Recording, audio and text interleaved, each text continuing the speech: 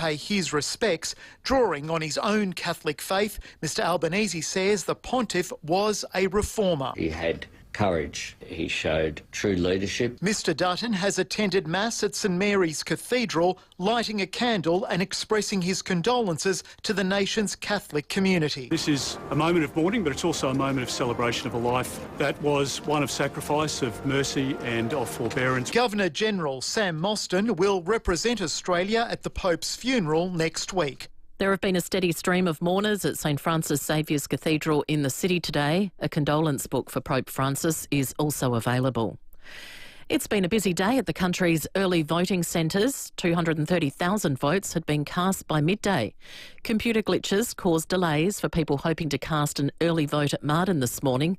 The Electoral Commission's Cameron Stokes says there can be early hiccups. The first morning of pre-poll is always, a little bit challenging, and particularly this morning when we've had a public holiday yesterday and probably a few extra people coming out early this morning to do it.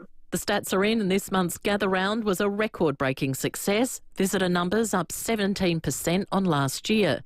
A total of 269,506 fans attended the 9 AFL matches across the state. And Friday was the strongest night ever for hotel occupancy and revenue, with more than 10,600 rooms occupied, generating $4.8 million. Young Australians are being underpaid hundreds of dollars a year. The Bureau of Statistics has found 1 in 5 are being ripped off. 18-year-old casuals working 20 hours a week lost out on more than $1,500 in wages over 12 months.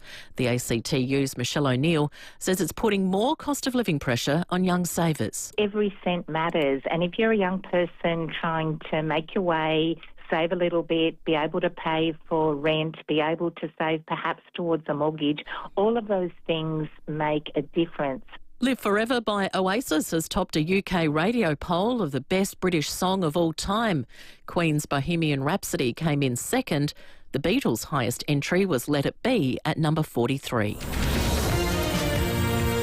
Now turning to 5AA Sport. Terrain Tamer Parabolic Leaf Springs for a comfortable ride in your four-wheel drive. terraintamer.com. Darcy Fogarty could still play for the Crows this weekend. He says he feels great despite a minor injury in round 6. Josh Rochelle should also be available for Friday night's clash with Freo in the West. While Port says Ollie Wines is doing okay after the heart palpitations, the Power have a home game this weekend against North Melbourne. Essendon coach Brad Scott admits he's shattered for Sam Draper, who suffered a serious Achilles injury on the weekend. Richmond's Noah Bolter has escaped jail after being convicted for an assault on the New South Wales-Victorian border, but the magistrate has imposed a nighttime curfew. And tennis great Rafael Nadal has received the Laureus Sporting Icon Award, the Lifetime Achievement Award going to surf legend Kelly Slater. Now checking 5AA traffic. Sharman Shelving have moved their showroom next door into the big white building, still at 412 North East Road. Afternoon, a couple of crashes to look out for on the drive home. You find one at Exeter, causing quite big delays at the moment too. So on Causeway Road near Semaphore Road. Another smash, this one's at Urbray, Cross Road near Fullerton Road. And got lights on the blink at the moment at Mansfield Park, Grange Junction Road near Hanson Road. Starting to get busy, South Road, Karata Park with the Cameron McGill Road at McGill. These school holidays take the whole family to Event Cinemas and save big with Family Saver tickets. Enjoy a great lineup of family movies at a great price.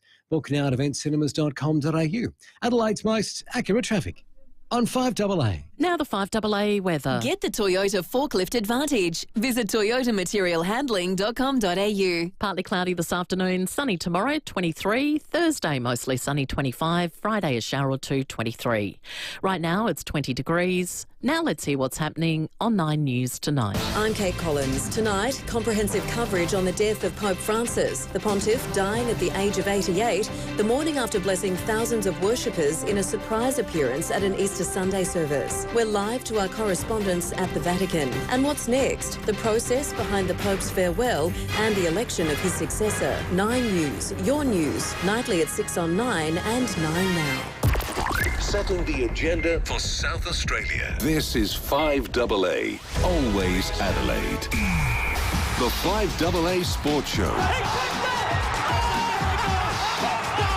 Rowey I am flabbergasted. and Timmy G. Absolute sports festival. Good afternoon, 6 minutes after 4, and happy Easter to you all. Hope it was a safe and enjoyable break across the long weekend. So much sport to take in and so many storylines to come out of it. So let's open up the lines and talk all about it. Rowey, Timmy G, good afternoon. Yeah, thanks, Sam. You're right. Probably an Easter hangover or two out there. Maybe too many chocolates, too many hot cross buns, maybe too many Rusden's black guts. There's maybe too many of those. But look, it's easier to take when your team has a win. And for Port and Crows fans, that is a fact. Give us a call, 8223 0000.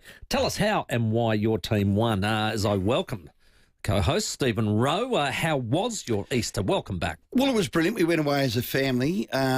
I didn't fish on Friday. It was the only day. I knew Saturday, Sunday, Monday wouldn't be good, but Conditions we had James's footy. We had the lacrosse state championships. Little Maxie, our nephew, was playing, so I couldn't fish, and then I didn't get a fish. But to get away with your family, it's a great time of the year. It's family time. It's like Christmas. You overindulge. I've come back. I feel I've got to, if you put a Hage chocolate in front of me, I'd just throw it aside. Ooh, wow, if you put a Rusden black guts in front of me, I would tip it down the drain. These just sound like if words. you put a beer there, I don't know if he'd actually do that. These are just words. I reckon you overindulge in these 4 days more than Christmas, because you've got breakfast and dinner. Like you open.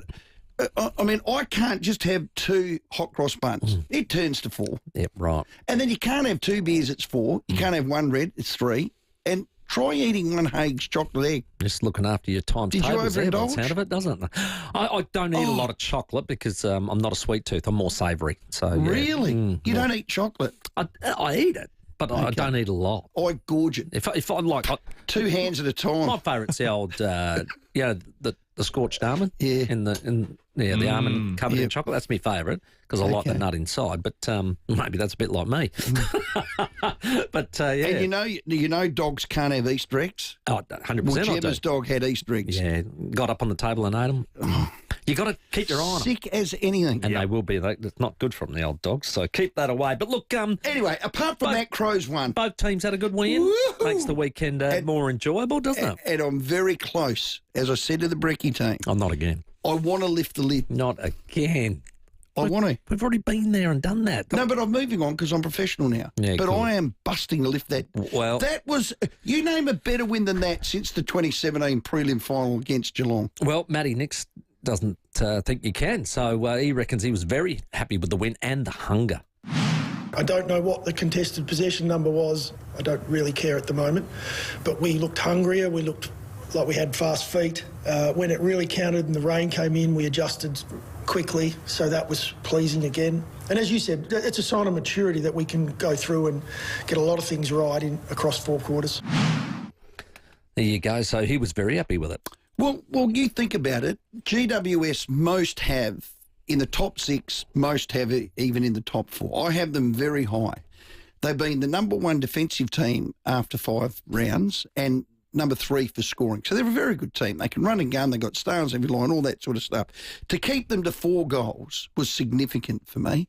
They went in with a plan. They executed it for 116.34 minutes. Wasn't 120. Correct. In trying conditions, they were trying.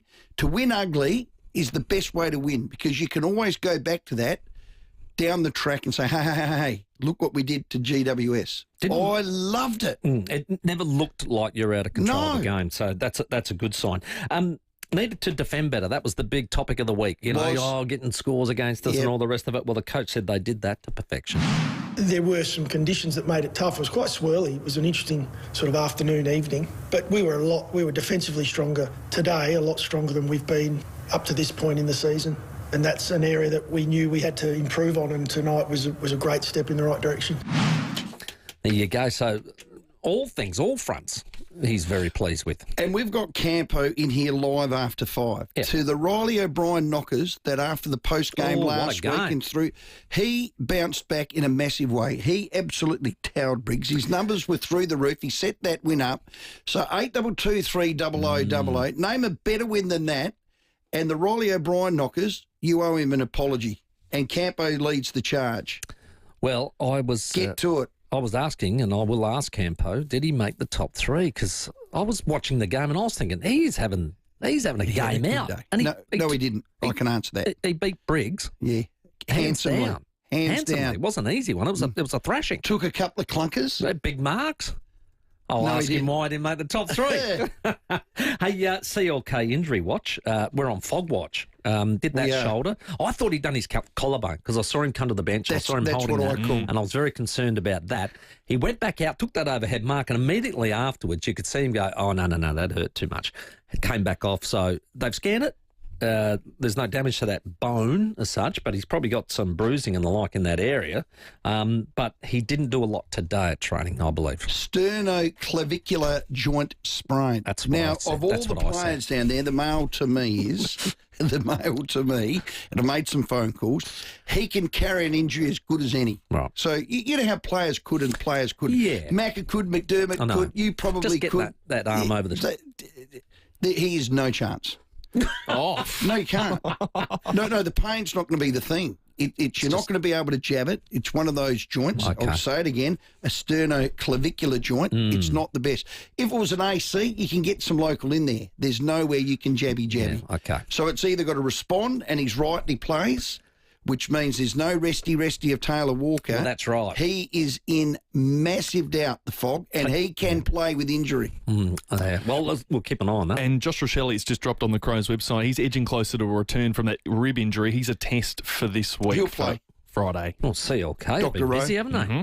Good work there. You know, it was the lowest combined score of an AFL game when the two teams were top four for offence, kicking goals. When those two teams were in top four, it's the lowest combination of score Wow. in AFL history. And it was the way they played. The weather was fluky. It didn't really drizzle till the second half, but it wasn't horrendous weather. Swirly. That was just a real dogfight. Max Michelani on. And when I got him on, I'm going to ask him about the breeze because it seemed to me you had 2 3-goal quarters, first and third. They were into the Riverbank stand in. I'm pretty sure that makes a massive difference, I reckon, on a windy day. Great win. Name a better win than that, Crow supporters, well but done. you can't. All righty. Ken Hinkley, Port Adelaide, took on Sydney. They led by 28, kicked the first goal, led by 34, and then hung on to win by 9. And Ken was proud of them hanging on. I don't know if they got away with it. I thought we played pretty well for 3 quarters, but to their credit, and that's Sydney, they just don't stop. They keep coming, and, we're lucky with the last quarter, but I thought we earned our right to be in front by a decent margin in the first 3 quarters with what we're able to do, albeit some parts of the game, particularly contested possession, was certainly well down all day, but our tackle pressure was elite.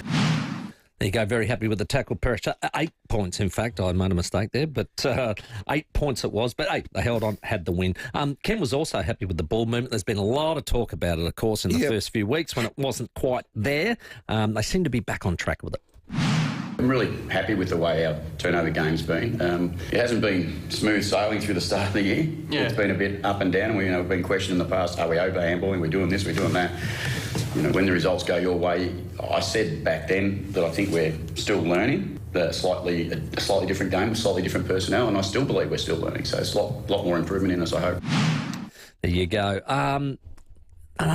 Big issue that came out of it was the Ollie Wines incident with the heart. Now, this is third time right. he's had a procedure done to try and fix it. It's no guarantee that it fixes it forever. So it seems to have come back, which is a real concern. And Ken spoke about just the attention that he's getting.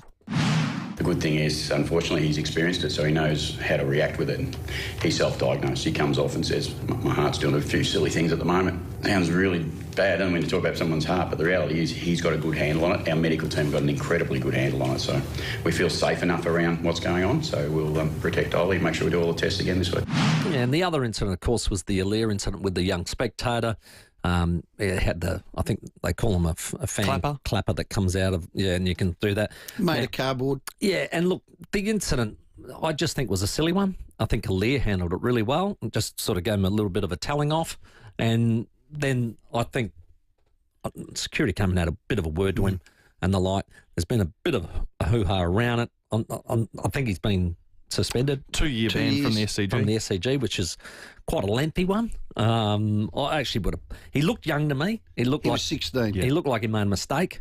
I would have pulled him in, had a good word to him and banned him for couple of home games, and don't do it again. That's it. I think the police did that. They gave him a warning, and then the SCG stepped in. I think it's on the back of a this. little heavy for mine. Yeah. I thought... we don't want to encourage anybody else to be doing something silly like that. It was a cardboard clapper. I thought Aaliyah handled it with real grace and professionalism, and certainly during the event, and then post the event, they got him coming off the plane, and I just thought, Aaliyah, well done, mate. Yeah. He didn't inflame it. No. He said, that's sport, etc. Let other people fight. Yeah, but so I just Aaliyah, want to let him know, don't throw anything. As an athlete, well done. Bloody proud of you, mate. To the 16-year-old, because what's coming out now is he wanted to get attention. He wanted to do something that made him on the TV. Now you're a smart ass now, so for that you get your 2 years. Now, if it was just off the cuff, a spur of the moment, the game's in the balance and he's there and he just threw the clapper and you're remorseful, slap on the wrist, don't do it again.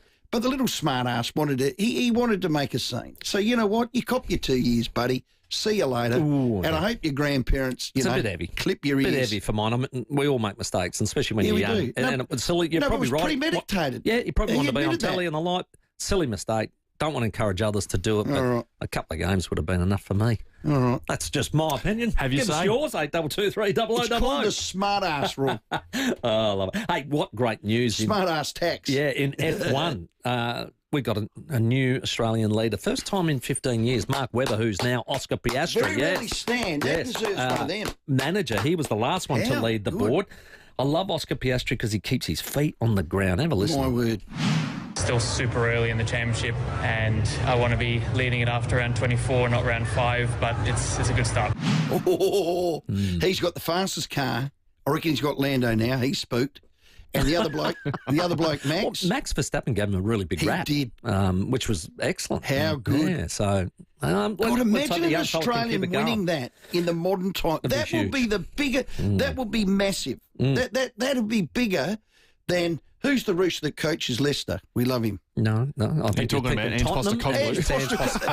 Sorry, not Leicester. Got all the teams wrong. I couldn't get my granddaughter's name right coming in. I reckon I'm heading for a...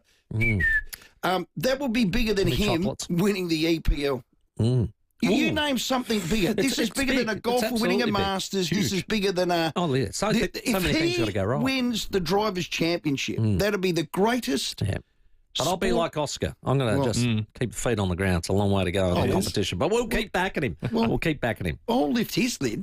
Oh, you already have. No, I haven't. I just said it'd be the biggest sporting event for an Australian. Nothing would be better than that. Well, I tell you, we did have another winner in South Australia this time. The Reds? No, John Evans.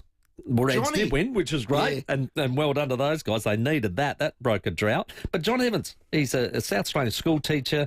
I think our last male to win the stall gift was in 97, Daniel Millard, and before him, 96, Stephen Hutton, good friend of David Hutton's brother. Oh, he won it way back in 96. Didn't Al Green win it? No, that was Bay Sheffield. Bay Sheffield. But he's won the stall gift, and this is how it went down. Great clean start. So Evans has got the lead early from Martin and Muir. Out fast is Thomas.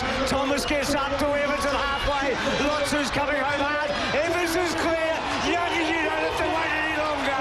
Evans has won and won clearly. Right, John. And he gets Bruce McAvaney to call it. How good's that? So he's got that forever. So good on him. And let's just hope that, is it Gout or Gut? Gout. We're saying Gout now? Yeah, okay. Yep. Let's hope Gout ends up the absolute superstar we hope he will. Well, he turned... I mean, it's a handicapped event. But I think he had 8.5 metre back marker, wasn't he? He can always say, I beat him. I beat him in stall. He doesn't have to tell his son he was off scratch and I was 10 metres ahead. Yeah. I beat Gout. That's like all the stories about people beating Chris Dittmar at squash and Leighton Hewitt at tennis. And they were about 10. Yeah. Still counts. Yeah, still counts. I beat him. Give us a call. We have a jam-packed show tonight. We haven't even scratched the surface when it comes to weekend sport. So to get involved, we are giving away to our best caller every half hour tonight up to 5:30 a locker room double pass to Port Adelaide, North Melbourne this Saturday. They're valued at nearly $500. So get involved in the show. Call in 8223 0000 is the number. You could be off to the footy on the weekend. Coming up, Campo in Coach's Corner. Max Michaelani from the Crows, Willem Drew from the Power, Ned McHenry's in studio, and we'll speak to the 36ers coach in Mike Wells. A lot of off-season movement today around the NBL. And your call's next. It's 21 after 4. Rowey and Timmy G on the 5AA Sports Show. City Discount Tires. Get saving now with City Discount Tires. We're offering great deals on the world's top brands in tyres, wheels, suspension and parts. Suitable for four-wheel drives, SUVs and passenger cars, including Falcon, Michelin, Pirelli, Kumho, Hankook and many more. Finance options available. Search citydiscounttires.com.au and locate your nearest dealer today. City Discount Tires. We're driven by value. City Discount Tires. Less pear. More Pinot. Less Crom. More canapes. Less Marks. More marquees. Less Ferrells. More frocks. This autumn, give the footy a miss and have a real ball at the Sportsbet Adelaide Racing Carnival, the nation's finest horse racing, April 26 to May 10. More? Morfettville. Right Price. Oh, yeah. That's the name that we normally think of, Right Price. Heating and cooling. And all that, but no. No. Now, new heights. Getting up on the roof, literally. They're going to look after your roof from here on in. Same exceptional service, same value, same quality, but now it'll be on your roof. Well, they've been doing it for 25 years. That's the experience they got for roof repairs and restorations. Right Price Roofing do it all, from roof replacement. It includes tiled roof installation to roof repairs and cleaning. In fact, the Right Price Roofing team, as I've said, 25 years, a quarter of a century. And the beautiful thing is, when they do the job, you'll just be able to sit back and go, hey, that is Right Price quality. Because they will not skimp on anything. It'll always be quality. Your house will pop. And for peace of mind, Right Price Roofing will give you a rock-solid quote. So no surprises. And you don't want any surprises. I mean, honestly, they do a magnificent job on your roof and it will look superb. Absolutely. Now, these are some of the things they cover off, like leaky roof. You need your roof cleaned. Do you want it painted? Do you want total roof restoration? Well, you can get it all done at Right Price Roofing. Just visit them at rightpriceroofing.com.au. Right Price Roofing, you can get your roof right at Right Price. Walco is making headlines again for SA's biggest cover-up. If you own a pool, it will affect you in the best possible way. For those whose pool is the main feature of their yard, Walco offer a special mesh cover to keep debris and leaves out, while making your pool area look stunning all through winter. If looks matter, join the great cover-up and ask Walco about their stylish new mesh pool covers. Visit walco.com.au.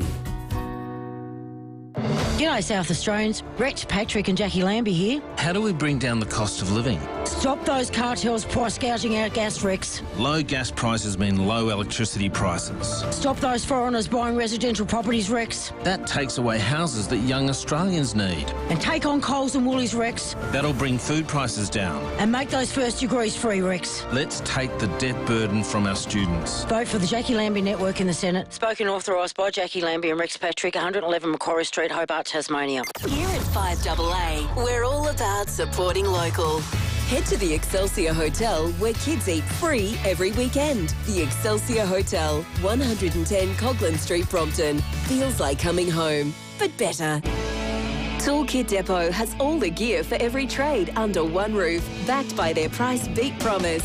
Rowey and Timmy G, the 5AA Sports Show. 24 after 4, an absolutely loaded weekend of Easter sport. We'll take your calls. If you want to win a locker room double pass to Port and North Melbourne on the weekend, call in now and get involved. Our best caller each half hour up to 5:30 is going to win themselves their way to the locker room. Valued at nearly $500 per pass, 8223 0000. You can win that simply by having an opinion. Let's check your traffic. At Payneham South, there's a crash. Portrush Road near Carrara Avenue. Mitchell Park, another collision. Sturt Road near Bradley Grove. Herbraya crash. Fullerton Road near Cross Road. And at Mansfield Park, a twisted traffic light. Grange Junction Road near Hanson Road. Cameras, Blakes Road, Gillis Plains and Church Terrace at Walkerville. From 23888 to the MG ZST Vibe, Lean Style and Safety. Drive away today in this sporty compact SUV backed by an industry-leading 10-year warranty. T's and C's apply. Adelaide's most accurate traffic on 5AA. All right, let's get to your calls. 2 Wells. G'day, Ange. G'day, boys. How are you? I hope you had a great Easter, mate. Oh, I did, mate. I think another person that had a good Easter bunny was Bolter, didn't he? Like a bloke. So a fan chucks a paper fan at Aaliyah, gets 2 years ban. Bolter belt someone in the back of the head and is allowed to play football. Like, what's going on, boys? Like, why hasn't the AFL got involved? He should be banned. He was suspended from the club for 6 weeks. 4 matches. Or was it 4 matches in the end? Was that including the trial games? I thought it was 6 all up. Oh, it might have been 6 all up. It was right. 6 all up because they counted the trial games. That's so, right. so one would say, you know what, that's probably pretty good. I've seen the footage, and the fact he went back in for another helping, nah, that's not good. That's assault, and he's been found guilty. Yeah. And they didn't throw the book at him, but... Yeah, today he got an 18-month community corrections order, includes a $3,000 fine, and then there's a 3-month curfew, which is the curveball, which means it's set between 10 p.m. and 6 a.m. He has to be inside his home at 10 p.m. He can't play night games. So he's out of night games. Or you've got to sub him out at three-quarter time. I mean, I'm being serious. If they wanted to take that option, But I think to Angie's point, it does make the 2 years look extremely heavy, doesn't it? Does. Yes, it does. And to answer I your understand question, they Ange, don't want that incident. But yes, the AFL need to step in. All right, let's go to Henley Beach. If the look of the game is poor, they generally step in. They have with everything else. Be interesting to see what they do with that one. Good call, Ange. Hey, Chad. G'day, boys. How you going? Good, buddy. That's the way. Look, good win by the Power on the weekend. Not sure if you went over some of the key stats from the game as far as like disposal and kicking and stuff. Yeah, goes. we'll get into But that with Campo if you want, just after 5, Chad. Port was on the back of basically a 2-to-1 kicking ratio, Yes. which I can't remember such a discrepancy in such a long time. Yet they lost the contested ball by about 50. 46, yeah. 46, yeah. How do you think Port's game will stand up if they are using the ball by foot almost double than hand? But they're still going at 76% accuracy. So do you think Port's game plan from here on, or sort of the approach to certain teams and grounds, are to sort of kick it a bit more now rather than slowing the pace down and going by hand? Because it certainly seems to have paid off, just with the efficiency overall and even the kicking on goal. Like they've kicked 13-7 to 10-17. So do you think this game plan might be a bit of a swing towards Port Adelaide having a bit of a sort of improved season here? Well, Chad, I think they've got good ball users, and they weren't probably taking advantage of that early on. Now that with that balance, like you said, it was 2-1 on the weekend. What I've found, if you look at the highlight reel as such, the way they went into 50 and found 14 marks inside 50, and a lot of those were reasonably deep. Now, a few of them are a bit wide for my liking, but you've got to find the gap where the gap is. And Georgiades and Lord and Rowey and the like found these little gaps, and then the good players were able to hit them inside. So I think it actually looked really good when they were able to grab hold of it. They looked better going inside 50 than Sydney did until the last quarter when Francis came on, who made a real difference. I remember speaking to Ken. We had him after the Richmond game, I reckon it was, and I went through the uncontested numbers and the handball numbers, and he said, be very, very careful, Rowey. It's a small sample size. We will correct. And we've understood that we're going to overdo it before we underdo it, and it'll find its level. So round 1, 173 handballs. Round 2, 239 to 158, 152, 106. It's dropped to 104. So it's been true to what he said. And they're very good. And they are starting to find their true self. Let's go to Luke at Craigmore. G'day, Luke. Hey, lad. Look, I'm really fired up about this Noah Bolter stuff, but I'm in the minority here. I'm defending the poor fella. Look, I don't condone what he done. What he done was completely wrong, and he owned up to it. He paid the victim $45,000. He also got screwed by the judicial system, and he got banned from the club. That is complete and utter bull dust, overboard. You've got people around the everyday Joe Blow, king hitting people, walking away scot-free. You know, killing people with Lamborghinis, walking away scot-free. This is just wrong. It's not. It's only because he's an AFL player he's getting screwed. Now, it doesn't bother me who he plays for. I don't care if it was an Adelaide Crows player or anyone. It's the fact that this is just total. I've got no words. I'm fired up and I'm pedo to anyone that wants to have a crack at me. Have at it. But go and ask yourself, is it okay for someone to king hit and kill somebody in Highney Street and walk away from jail for free? None of that's good, Luke. And I think if you ever see a presentation done by the Sammy D Foundation, you'll understand that they just don't condone any of it at any time. And I think where the other people are coming from is they're just saying, well, the young fella who had the incident with Aaliyah gets a 2-year ban. They're just comparing sentences and the AFL's involvement. So, yeah, as far as the judicial system goes and the like, yeah, I'm not sure how it compares with others. I'll have to get Just Lawful onto that. I think the fact he went back in for a second hit is why I had the book thrown at him. He should have stopped at one. We should have stopped at none. The AFL gave a GWS player 4 weeks for dressing up. That's the best text you'll see. That is the best text you'll see. Hello, Scott. Yeah, hey, boys. Timmy, love your work, mate.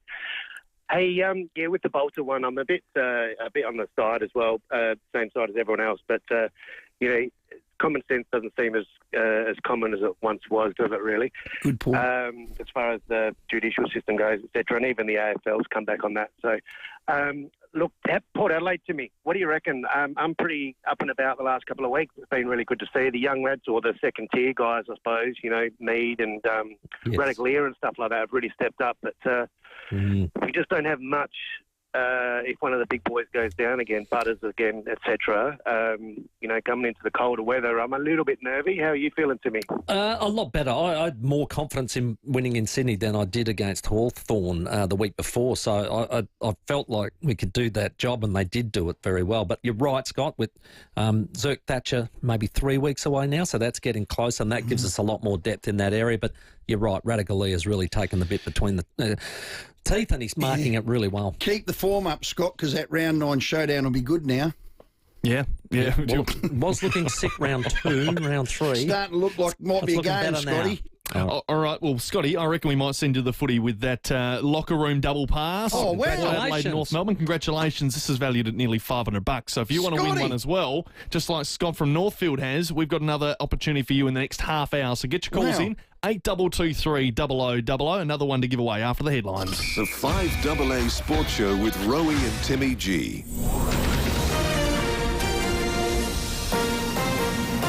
This is 5AA News. Always Adelaide. Good afternoon. Mel Usher with the 5AA News headlines. Former Test cricketer Michael Slater has been sentenced to 4 years prison, but is set to walk free after already serving more than a year in custody. He pleaded guilty to multiple charges, including domestic violence. Hotel occupancy records were smashed during Gather Round, peaking on the Friday night.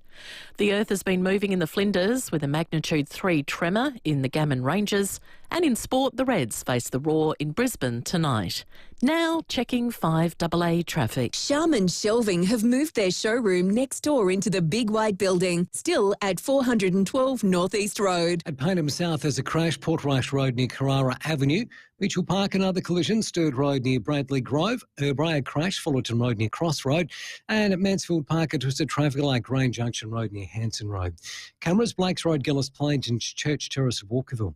From 23888, the MG ZST Vibe, Lean Style and Safety. Drive away today in this sporty compact SUV, backed by an industry-leading 10-year warranty. T's and C's apply. Adelaide's most accurate traffic on 5AA. The 5AA forecast, mostly clear tonight, down to 11, sunny tomorrow, 23. Right now it's 19 degrees. We'll have more news at 5 on 5AA, always Adelaide. I reckon the best political story out of the weekend. What about the trumpet of patriots, the so-called trumpet of patriots, talking about wokes killing Australia? David Penberthy and Will Goodings. If the whole reason for your party's being is to go to war with woke, Adelaide's leading breakfast show. How do you explain the fact that they're preferencing all of the Teal candidates ahead of the Liberals? 5AA Breakfast. Yeah, that makes sense, doesn't it? Just extraordinary. There's no logic to it. Weekdays from 6 a.m. on 5AA. Always Adelaide. Right now, Suzuki in the City is clearing Suzuki Vitara demos starting from $24,888 with the biggest range of colours to choose from and the biggest savings. Only at Suzuki in the City. T's and C's apply. Get your wheels from Suzuki in the City. Dreaming of a getaway? Now's the perfect time. With the G'day Parks app, not only do you get access to more parks in more places, but if you book on the app before the 31st of August for travel anytime this year, you'll be entered into the draw to win free fuel for a year. A whole year of free fuel. Book to win and get away on us. G'day Parks, the easy way to get away. Here's good. G'dayParks.com.au. T's and C's apply. Permit number ACT TP25/00645.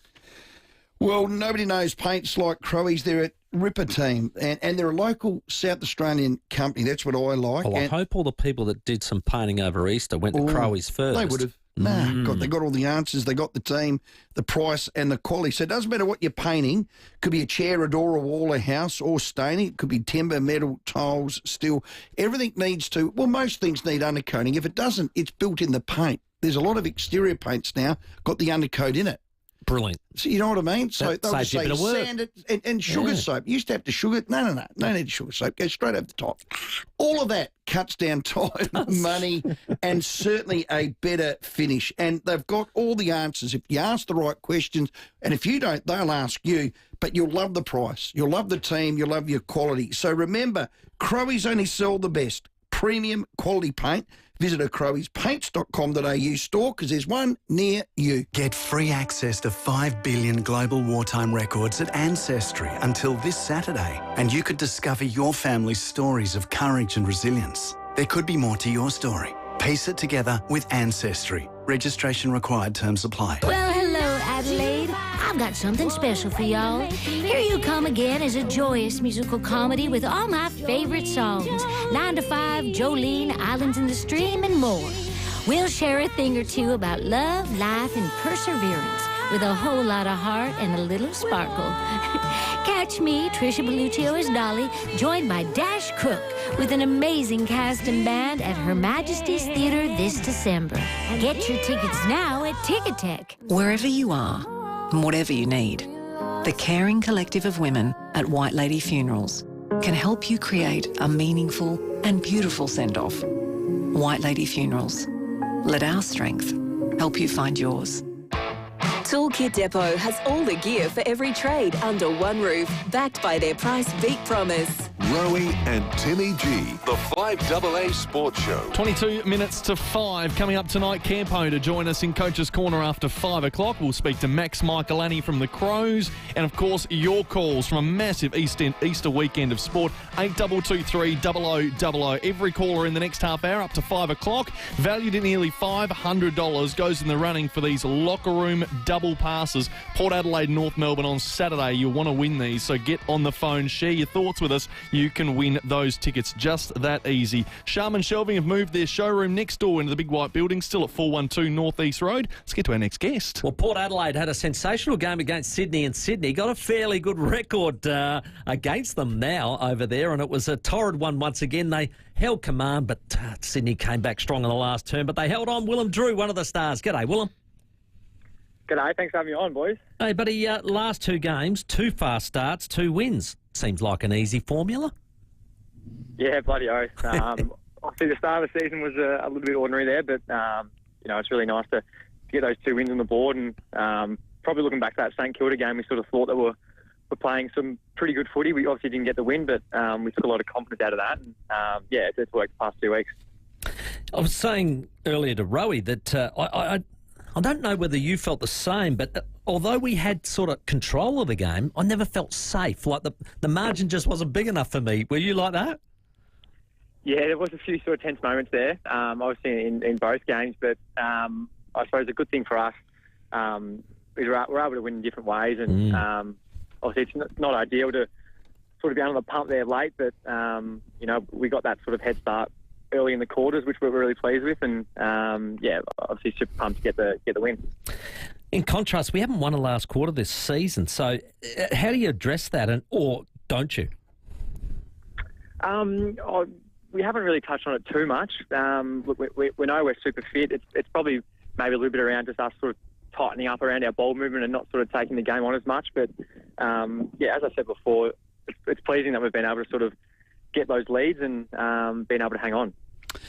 A lot of people are hailing the Connor Rosey back, but for me, it's given you meaningful midfield minutes, Willem, and I just love seeing you in there. You give it the perfect balance with your contested ball and your winning. It's a win for the team. What about for you? Yeah, I think it probably has sort of freed up, obviously with not another mid going through there. It's probably given us all a little bit more time in there and not having to sort of go out to the wing as much. But, yeah, look, Rose has been... obviously, he's a superstar player, and he's been really, really good at half-back and reads the game really well. So, yeah, it's been working, and hopefully can stay that way. It's a great team win. I was with Timmy. I thought you always looked in control, although challenged in the last quarter. I feel you got your balance right with your ball movement and your style of play. I go through your numbers. Timmy's going to talk about the contested ball numbers, but 104 handballs for the game was by far your lowest. Yeah, I think it's probably something that we've probably struggled with. Obviously, early in the season, we're sort of finding that balance with our footy, but over the past couple of weeks, being able to just get the ball forward a bit more, and especially from stoppage, is something that we're sort of focused on. So it's been really pleasing to sort of get that style back, and yeah, we've definitely taken a lot of confidence out of it. There's two handballs I was always taught. There's a handball to create and a handball to get out of trouble. I reckon when your numbers were high, and I don't know the numbers, Willem, you guys do, it's just a gut feel, your handball to get out of trouble was more so than your handball to create. On the weekend, every handball hit its target and cut them up. It was a really creative style, I thought. Is that off the mark? No, I think that's pretty spot on, yeah. Obviously, probably early on, we were definitely over-handballing it, probably just creating more pressure for ourselves. And obviously, when you turn the ball over, it's pretty hard to defend these days. So, yeah, as I sort of said before, we're just trying to find that balance of, attacking with our hands or just taking territory if we need to. Willem, I thought you lost contested possession by 46, you lost uncontested by 42, and it's unusual to win with those sort of numbers, but I thought it was our work once we turned it over. I thought the finding targets by foot was really, really a strong point. Yeah, I think we sort of went through a few of the stats today, and we obviously didn't actually win many of the main sort of stats, but again, it was pleasing to sort of win in that way, and yeah, we felt like our pressure was good, our tackling numbers and whatnot. So I feel like when we bring that, we'll be able to be in most games. Yeah, well, you set the pattern there, mate, with 10 tackles, so well done. You put a lot of time into Heaney as usual, which is great. What's he like as an opponent? Obviously, he's a super damaging player, and he's someone who's so smart, and he's able to get forward. He obviously did kick a couple of goals on the weekend. So he's a pretty difficult matchup. He's obviously spent a lot of time as a forward early in his career, so he's got really good craft down there as well, and just strong runs all day. So a really quality player. 53 inside 50s is a great number. 14 marks inside 50 is a better number, but the brilliant number is you went at 74% efficiency. That is off the charts, Willem. Yeah, we've put a lot of work into our efficiency and that sort of stuff, so it's really pleasing to see that number, and yeah, hopefully we can keep that going. Okay. How's Ollie Wines with his ticker? That's a bit scary from afar. It is a bit scary, but look, I think Ollie's obviously he's had this sort of the heart flicker or ticker, wherever it is, before, and he's got a really good medical team around him. So yeah, he's just something that he's going to have to deal with, and that he has done in the past. So I think it probably sort of sounds a bit scarier than what it is, but yeah, he should be available this week, and well, that's good news. The other big story was, of course, the Aaliyah incident. I love the way he handled it. I thought he told him off, it looked like me telling off my grandchildren, and just he was quite direct with the young man, but we just don't need to see that sort of thing. No, exactly right. I actually didn't even see it during the game, but I saw the videos and whatnot afterwards, and yeah, obviously Aaliyah handled it really well, and I think he sort of touched on, if you're a spectator, obviously it's a bit passionate and whatnot, but yeah, throwing things at players is obviously unacceptable, and yeah, I think that the club and Sydney have handled it well.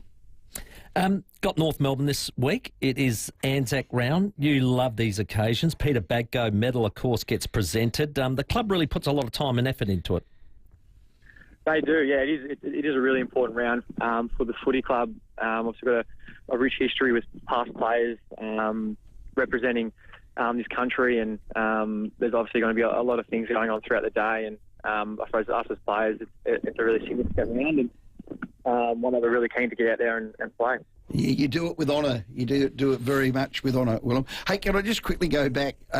Just as you were talking there, we're watching the Sydney v Port Adelaide game on the SCG on Fox, and Willie Rowey snaps a beautiful goal out of the pack in the third quarter, and he immediately goes, "No, it's touched." Yeah. Now, is his new nickname Adam Bloody Gilchrist? He's walking. What are you doing, Willie?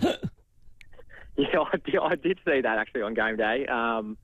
Yeah, obviously just a really honest bloke. Most people would try and celebrate, I suppose, but yeah, no, I'm not too sure what happened there. Well, it didn't look funny. It's straight away. Yeah, he said, no, it's touched. No worries.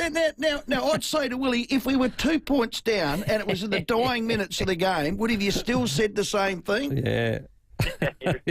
Oh, God. Hey, Willem, all the best, Well mate. done, mate. It's a big one. Let's get another win on the board. We're 3-3. Let's get the balance in the positive angle.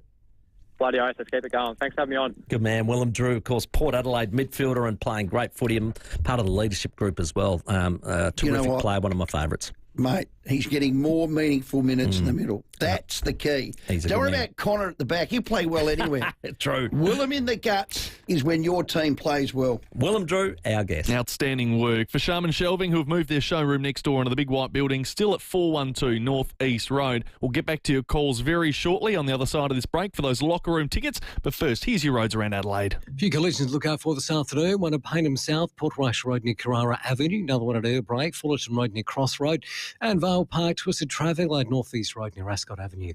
Getting busy South Road at Carrara Park near Anzac Highway with cameras Briar Road, Felixstowe and Gorge Road at Athelston. Stop drink driving. The South Australia Police will stop you with more patrols and more driver testing stations. Think road safety. A message from the Government of South Australia. Adelaide's most accurate traffic on 5AA. Rowey and Timmy G on the 5AA Sports Show.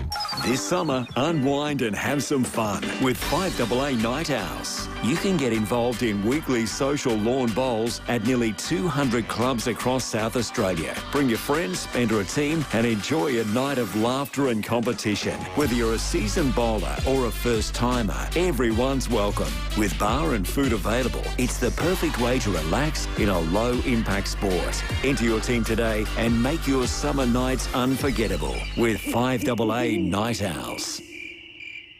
It all started in the back shed.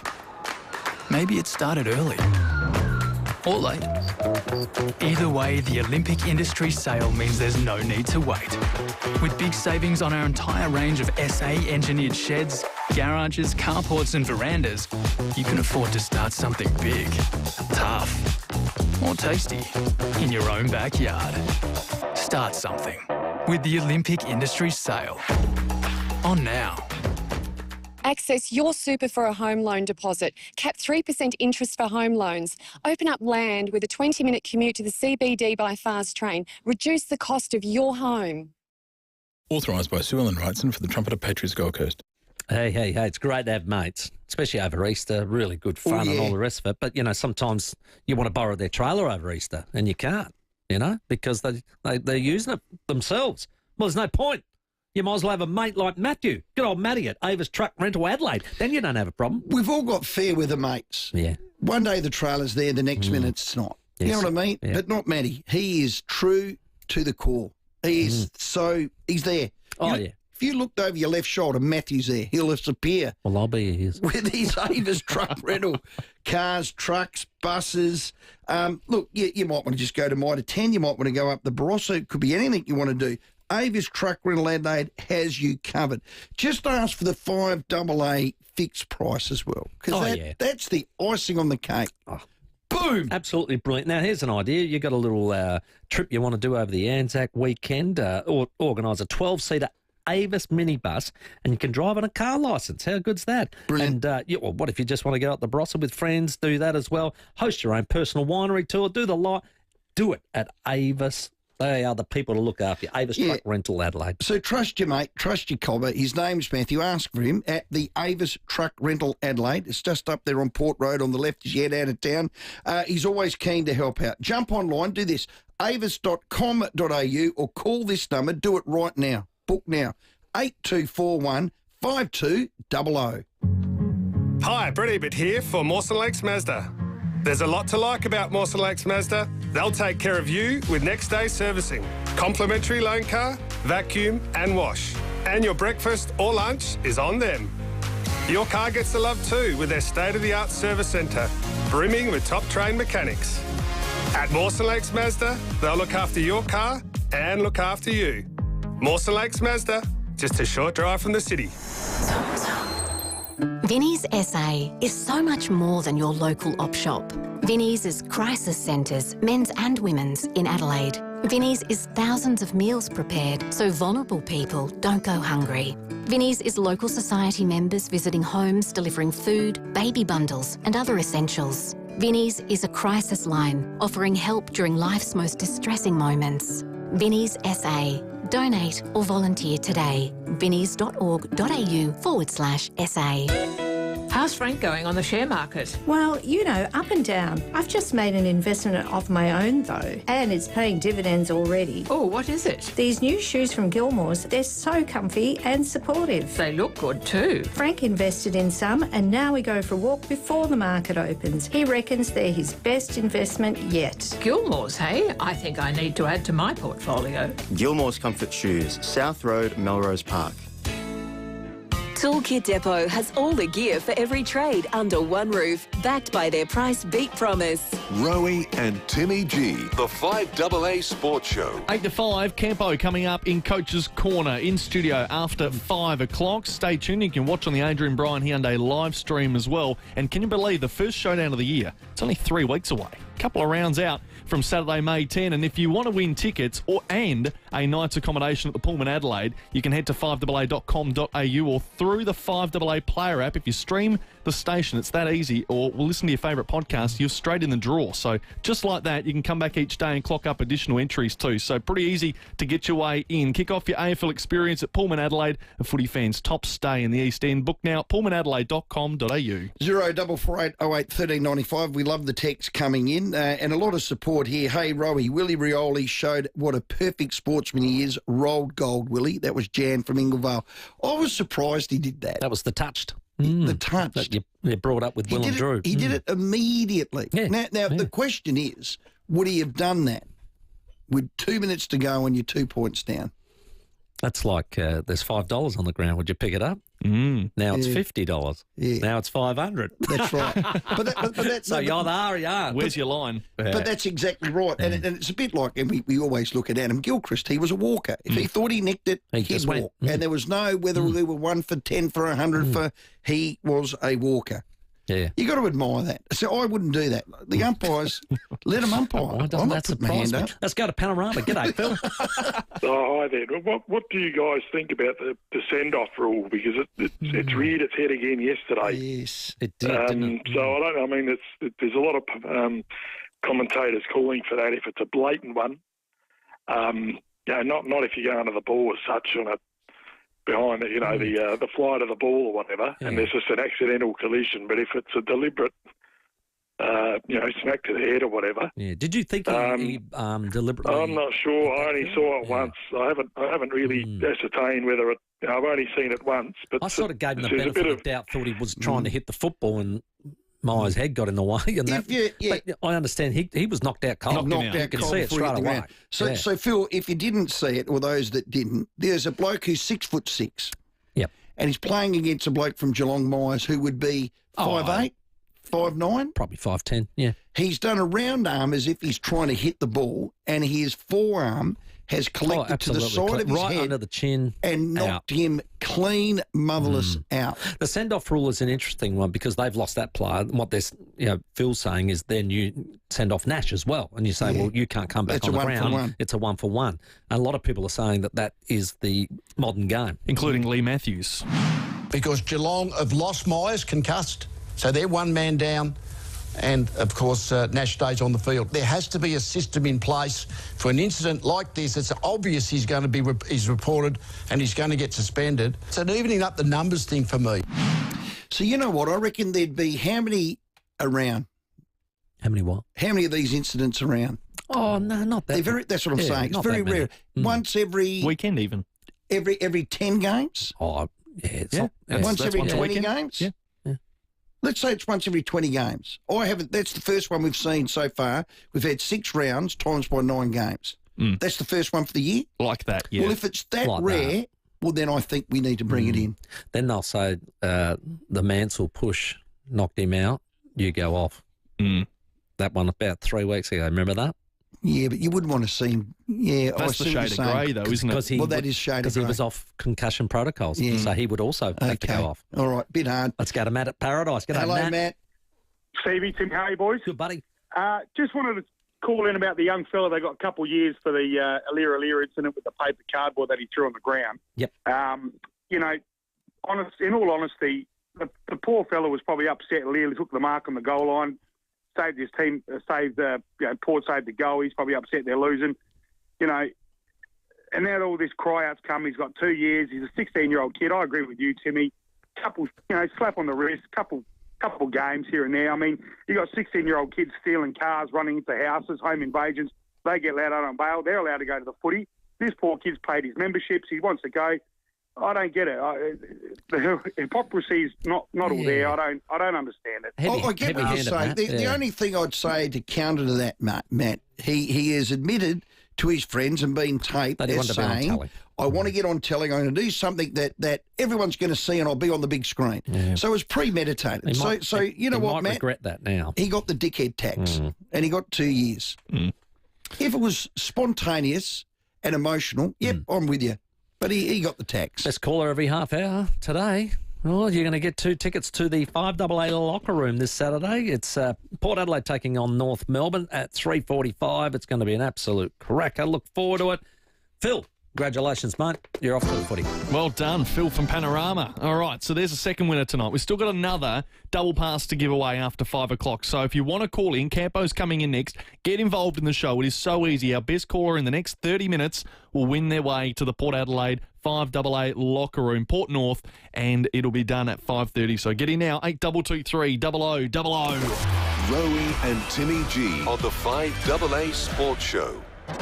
The timing of the Pope's death is somewhat significant, I think, in the context of the election campaign. David Penberthy and Will Goodings. It's another 36 hours where the opposition is going to struggle to get a message out because of the saturation coverage that the Pope's death is going to be getting. Adelaide's leading breakfast show. This weird 3-day week. A lot of people, they're not going to be listening to the radio, they're not going to be watching TV. FIVEAA Breakfast. There's only limited airtime for the opposition. Weekdays from 6 a.m. on FIVEAA.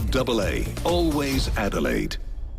There is care in simplicity. Our experienced team understand that keeping things simple and easy is the best approach. Visit simplicityfunerals.com.au or call us 24/7 to get started today. Simplicity Funerals. Easy, respectful, simple. Adelaide's local, trusted and truly connected talkback radio station. FIVEAA. Always Adelaide. G'day, it's Ben from BJ Energy. If you're thinking about solar or battery, there's 3 things you should be thinking about. The first one is, what size system and what type of system do I need? The second thing is, do I really need a battery? And the third thing, are you really getting what you're paying for? If you're unsure about the questions you need to ask, or if you have more questions, get in touch with us at bjenergy.com.au.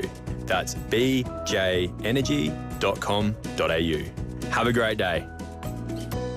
Less pear. More Pinot. Less Crom. More canapes. Less Marks. More marquees. Less Ferrells. More frocks. This autumn, give the footy a miss and have a real ball at the Sportsbet Adelaide Racing Carnival, the nation's finest horse racing, April 26 to May 10. More? Morfettville. The latest local, national and international news for South Australia. This is FIVEAA News. Always Adelaide. Down to 11 tonight, sunny tomorrow 23. With the 5 o'clock news, I'm Mel Usher. Macca's delicious new Brekkie McWrap is even more reason for a pre-work Macca's run. Available for a limited time. Local mourners have gathered at St Francis Saviour's Cathedral today to pay their respects to Pope Francis. A condolence book is also available. These are some of the people that have attended today. He was a good man, beautiful man, and very humble, and I'm sure he'll be missed. I was just disappointed that he had to suffer so much at the end. I think he was a great leader for our world in a time of upheaval. He was really a father to us. A memorial mass will be celebrated at 11 a.m. this coming Sunday. And the first meeting of cardinals is underway in Rome to decide on Pope Francis's funeral. They'll also decide where the pontiff's body will be taken to St Peter's Basilica for public viewing. Mourners have also gathered around the world, pausing to mark the death.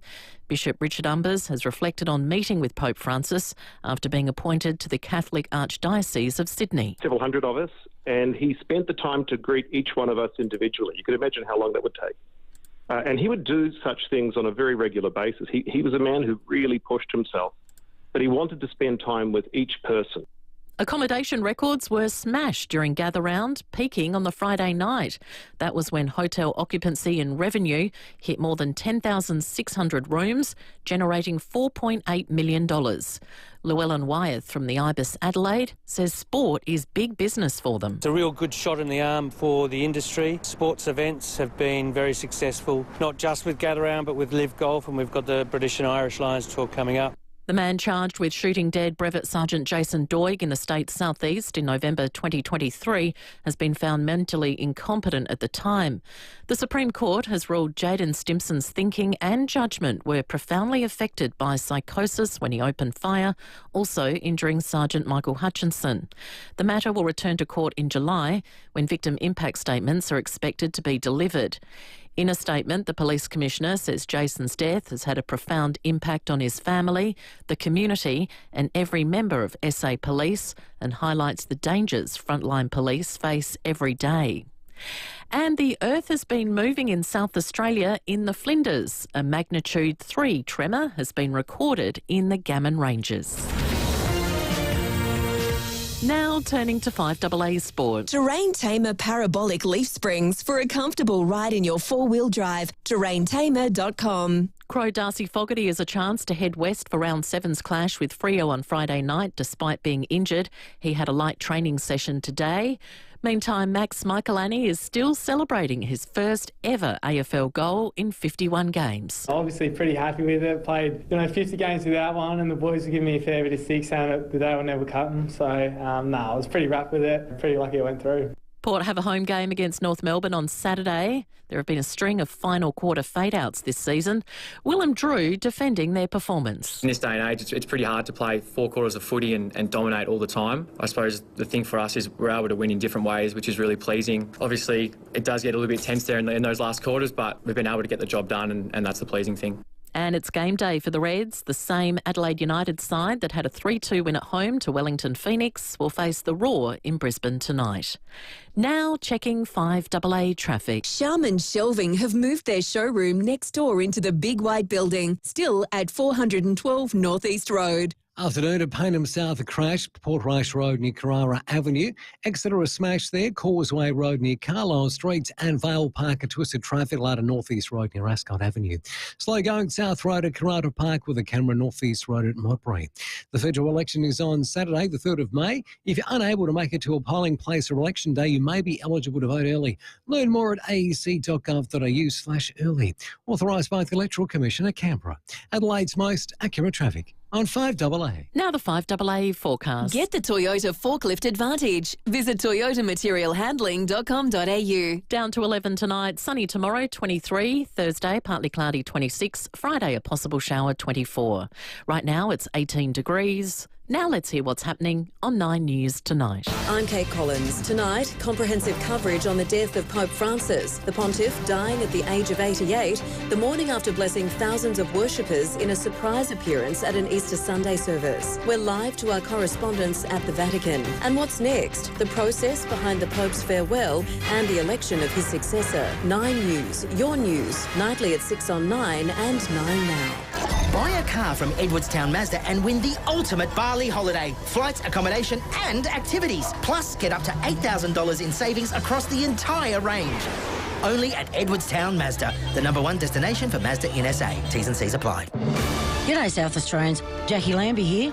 I'm asking you to vote for the Jackie Lambie Network in the Senate. Rex Patrick will always put the people of South Australia first and fight like hell for you every day. Spoken and authorised by Jackie Lambie, 111 Macquarie Street, Hobart, Tasmania. My name's Frankie and my favourite toy is Ropey. To most it's just an old, chewed-up rope. But to me, it's everything. How I calm myself, a security blankie, my best friend. Everywhere I go, Ropey goes.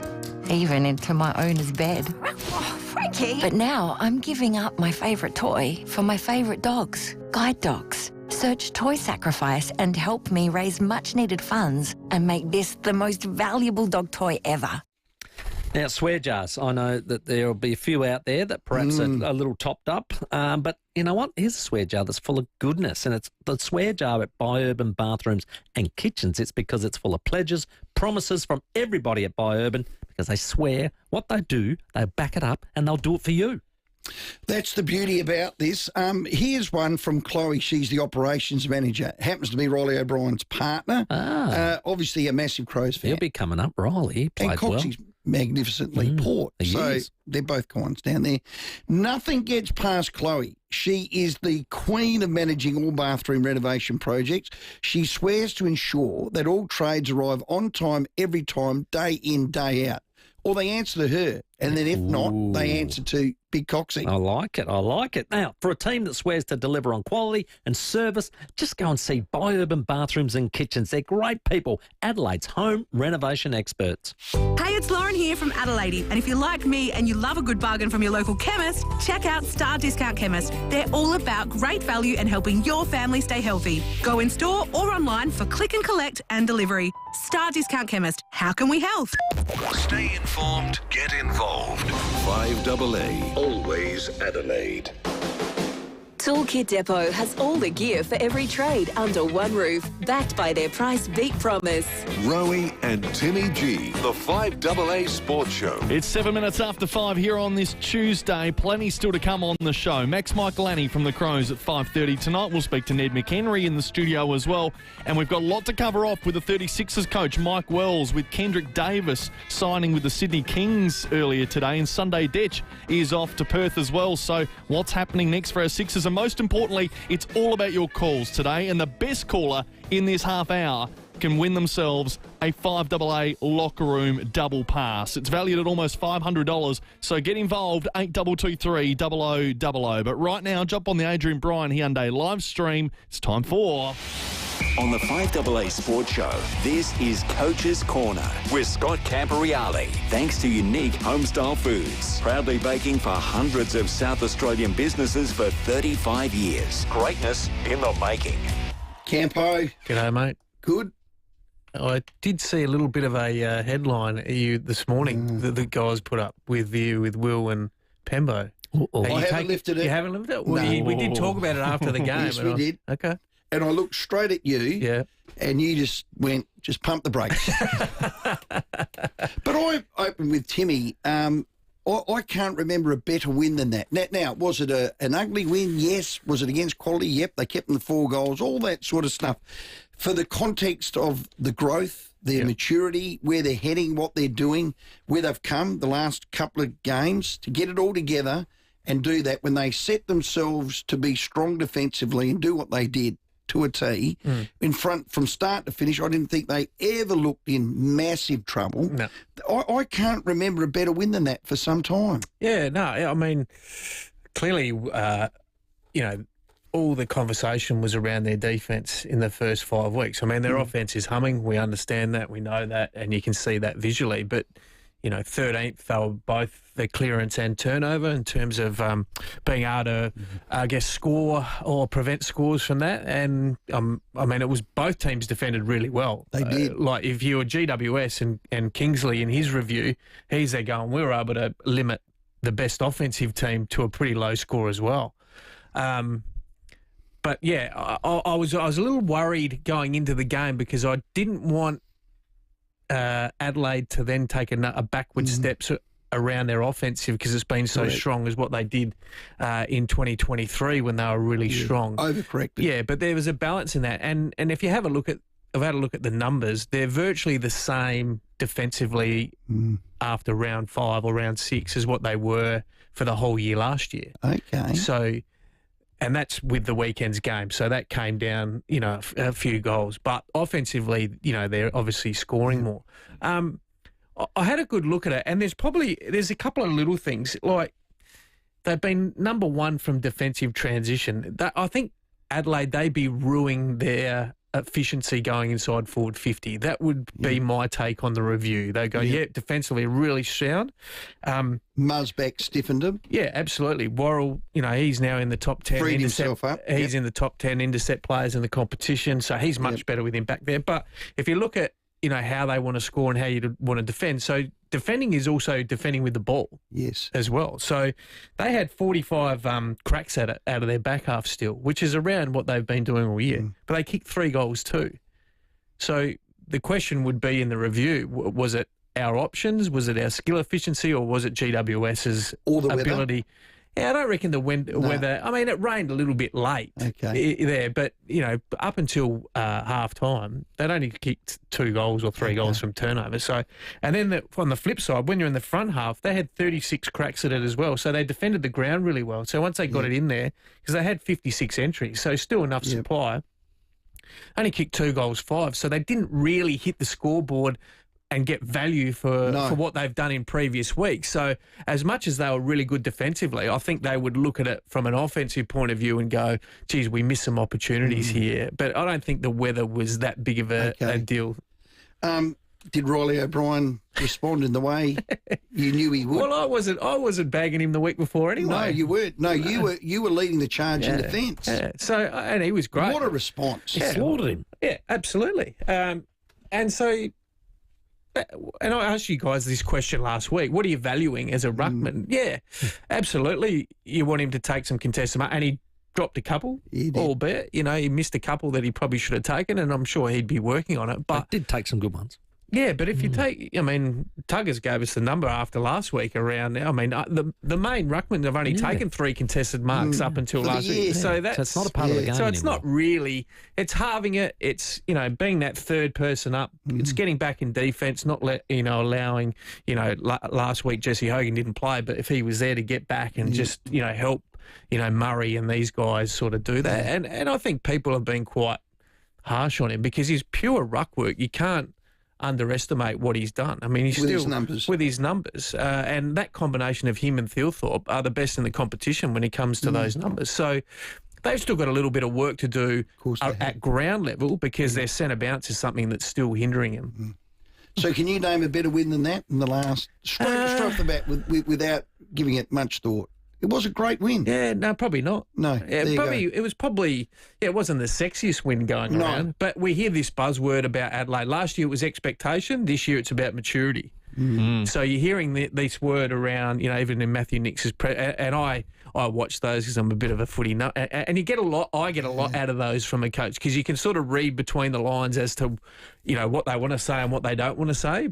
But giving supporters something but not giving them something. So he would be really pleased with how they're going. There's no question. And they're probably lucky that, you know, other than Rochelle, they've got still a healthy list coming up to round 7, and he might be a chance to play. Yeah, for CLK Legal Injury Report, they have just put out their injury report, the Crows, and Rochelle is edging close to return. They've heard from a quote from Darren Burgess saying the nature of his injury, he missed a week running, but the last 2 he's done a whole lot of ball work, skill work. He's just held off the contact until the last couple of days. He's right in line to play for Friday. And the other button's Fogg. Yeah, and we spoke about it. I've had the exact same injury as Fogg, that sternoclavicular one, and it's an annoying one, and it hangs around for a while. But I remember when it was exactly the same motion that he did it. You get hit on the side and literally your collarbone bone feels like it actually goes through your skin outside your sternum. But you can get needled. You can get some help with that. Rowey said you can't. You can. Can you? I did. Did you? Yeah. Did you play that week? Did it for 6 weeks. Did you? Oh, yeah. Did you? Yeah. You played? Yeah. Oh, well, fuck, there's no excuse. Fogg's a bit tougher than me. So he should be able He can play with injury. He's very good. I'll never forget, because it is a funny story about it, because I remember in our club doctor, he said, "Look, you'll be fine," because we tested it at training. Like, we did it at training just to see, and it was fine. So, I mean, it numbs the joint, and it's pretty much what it is, because there's no real structural damage. It's just the joint. And so he said, "Yeah, we'll do it anyway." We did the first game day, and so I'm sitting there, and you know what it's like. And back then the doors are wide open. You know, they weren't closed doors as it is now.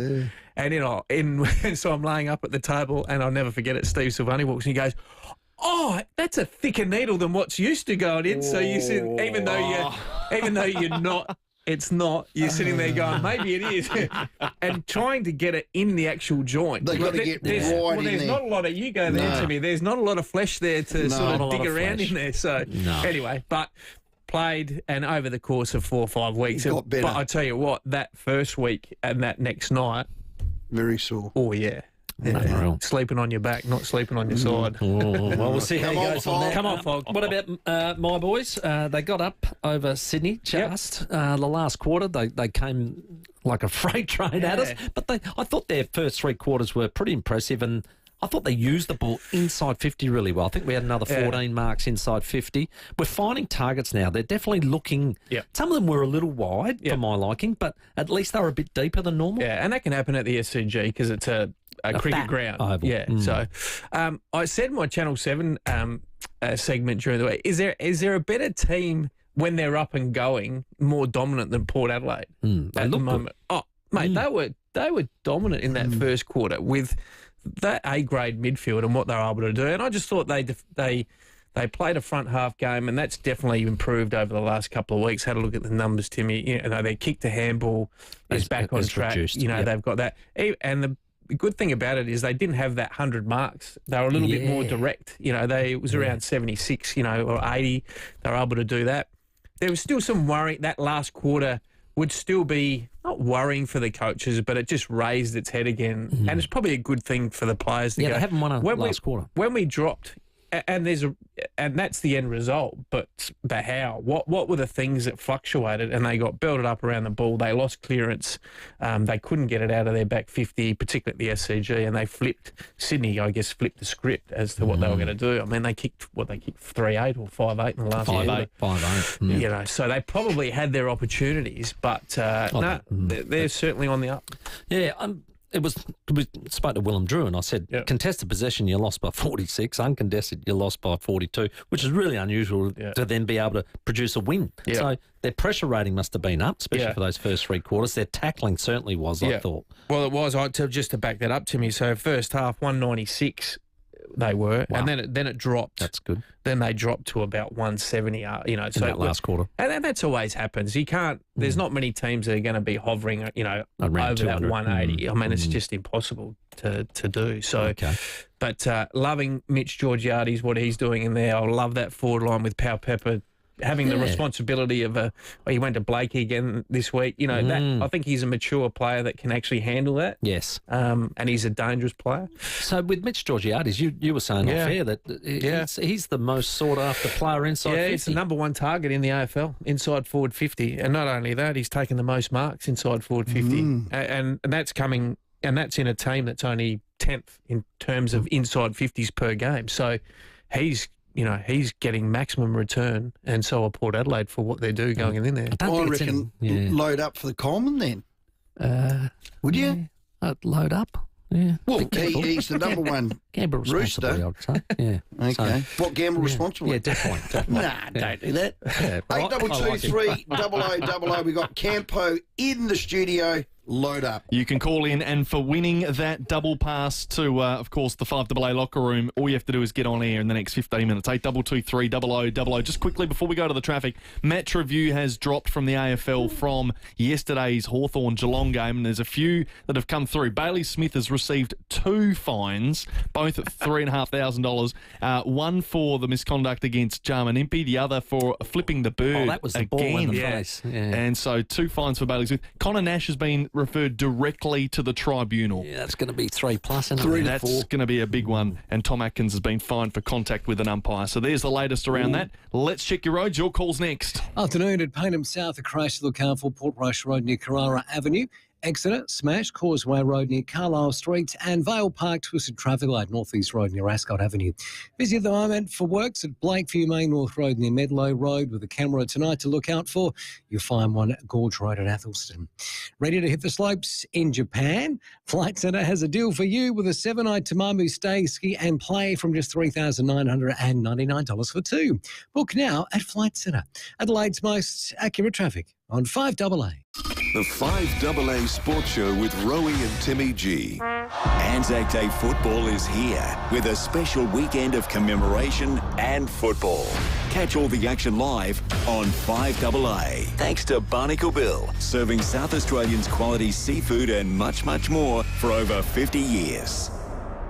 Mario Maiola Promotions and 5AA present Blowin' in the Wind, honouring Rock and Roll Hall of Famers Bob Dylan with friends Johnny Cash, Joan Baez and the Travelling Wilburys. Come celebrate the legends who contributed to cultural change through inspired lyrics and songs of revolution with an amazing cast. The times they're a-changing, folks, so don't think twice because it's all right.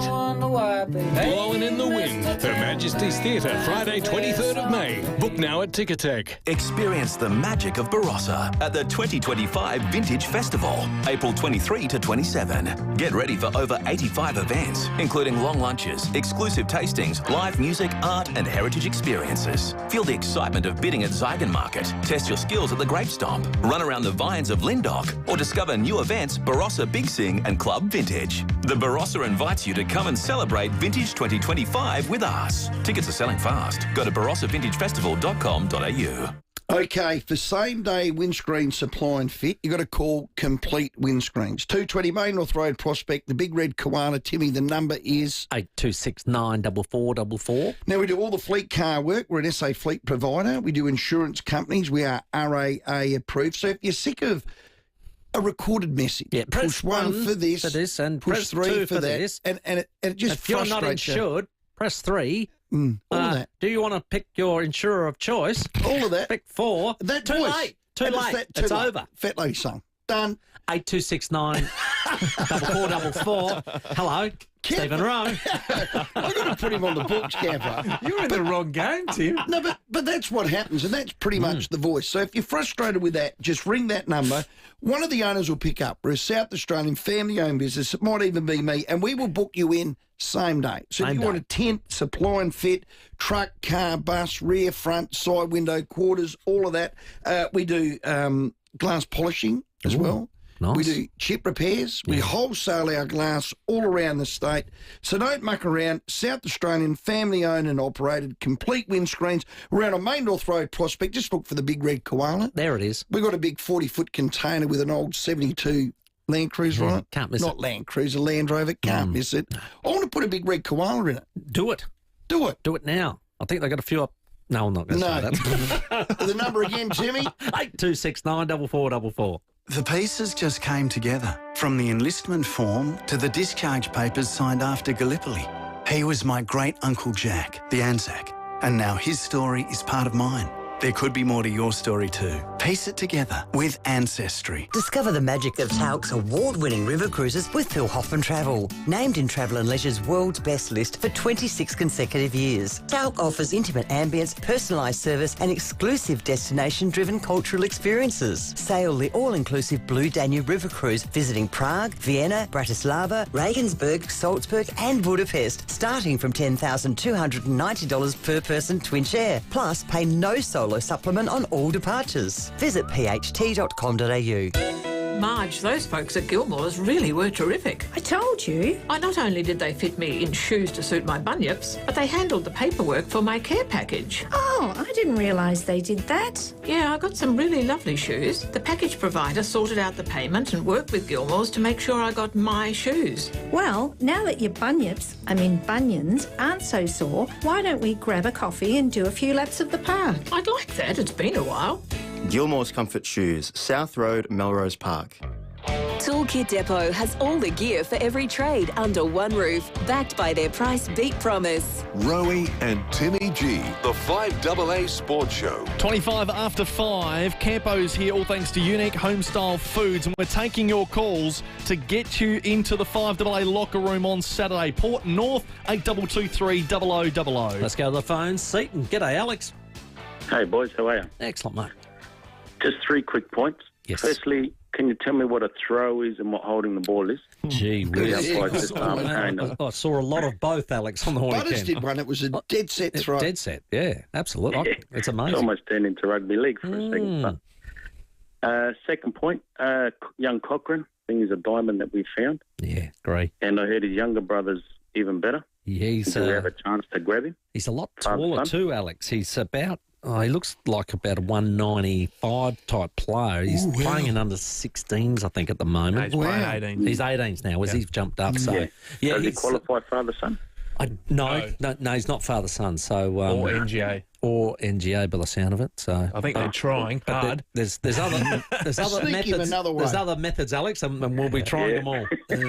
You'll find a way. And thirdly, Zach Butters. I don't care what it takes. We need to sign him. Oh, I agree with you, mate. Absolutely. He's made a massive difference to us, and I said it's no coincidence, is it, that once he's come back, we've started to look better in the areas that we need to. Well, it's him in with his output. It's Rosie back and Willem Drew in the midfield. Like, it's not just Working beautifully. a dude. It's a three-way. Well, and I think Ollie Wines is... His first month or two's been great excellent. as well. And it was I mean, he goes pity, underrated now, doesn't he? I mean, he's a Brownlow medalist, but He was averaging he's- 28, I think, before. Yeah, but this it's happened. his in and under stuff that's me, and then you throw Drew in there. It's a good mix. It is a good mix. Hello, Camillo. G'day, fellas. How you going? Excellent. Just for Rowey, or should I call him Jane Riley? Because Saturday, this was my Saturday. I went to the soccer to watch my beloved Campbelltown win their cup game. Brilliant. I get in the car, I'm driving home, listen to the radio, because I've got a barbecue at 6 o'clock going on. I said, I've got my mate coming over. And I listen to the radio, and I get this voice. And he says, I'm a fisherman, I'm a farmer, and it's going to pour down with rain and thunderstorms. So I cancelled everything. Everything. Camillo. My wife turned around and said, what the hell are you listening to? And I said, no, when Rowey says it's going to happen, it's going to happen. Gonna happen. Camillo, So have I you never listened to this show cancelled before? Well, you know what's funny? I remembered after, I think Bickley won that many bets off him, it paid his house off. Didn't you even look on the bomb and it said there was no weather coming through? One of my jobs, So why as would you just know, look at the bomb and go, there's no weather? But that's what I said. I thought that's what I It was a said. passing Poor shower. old Camillo, he's just ruined his Easter. Oh, can we You got anything? ruined everything. You ruined everything. Have we got anything for Camillo? Oh, we'll get, Yeah, a what Pals have we voucher got? for We got a you, tent mate. for him? Yeah. We got a Pals We'll voucher. get a Pals Just so he voucher can't for you, cancel mate. next time. Thanks, fellas. Well Thank done, you. buddy. Oh, Good that call. is funny. That is fun. Well, you saw me. I was in there. I was told, look up the weather, which I did. And it was 100% wrong. It was a passing. Yeah. It was a passing I shower. don't think Jane Riley would be happy about being compared to No. your He weather did jump reports. early. No, He that jumped she early. could sue him for that. Yeah. Let's go to Engle Farm. G'day, Ken. Ken, How you going there? Yeah, and he's probably not as good looking as Jane Riley either, you know. she's a Give beauty. you that, that's for sure. Rowey. Anyway, how you going? And how you going, Timmy, and all the boys? Good, at Ken. Camper? Good, buddy, I Ken. mean, no worries. Yeah, just a few points. Say hello to all the guys down in the Eyre Peninsula, first off, and say hello to Lauren, the favourite Port Adelaide caller. Hope she rings in straight after me. Oh, yes. Yeah, I know. No worries. Anyway, boys, yeah, the umpiring again.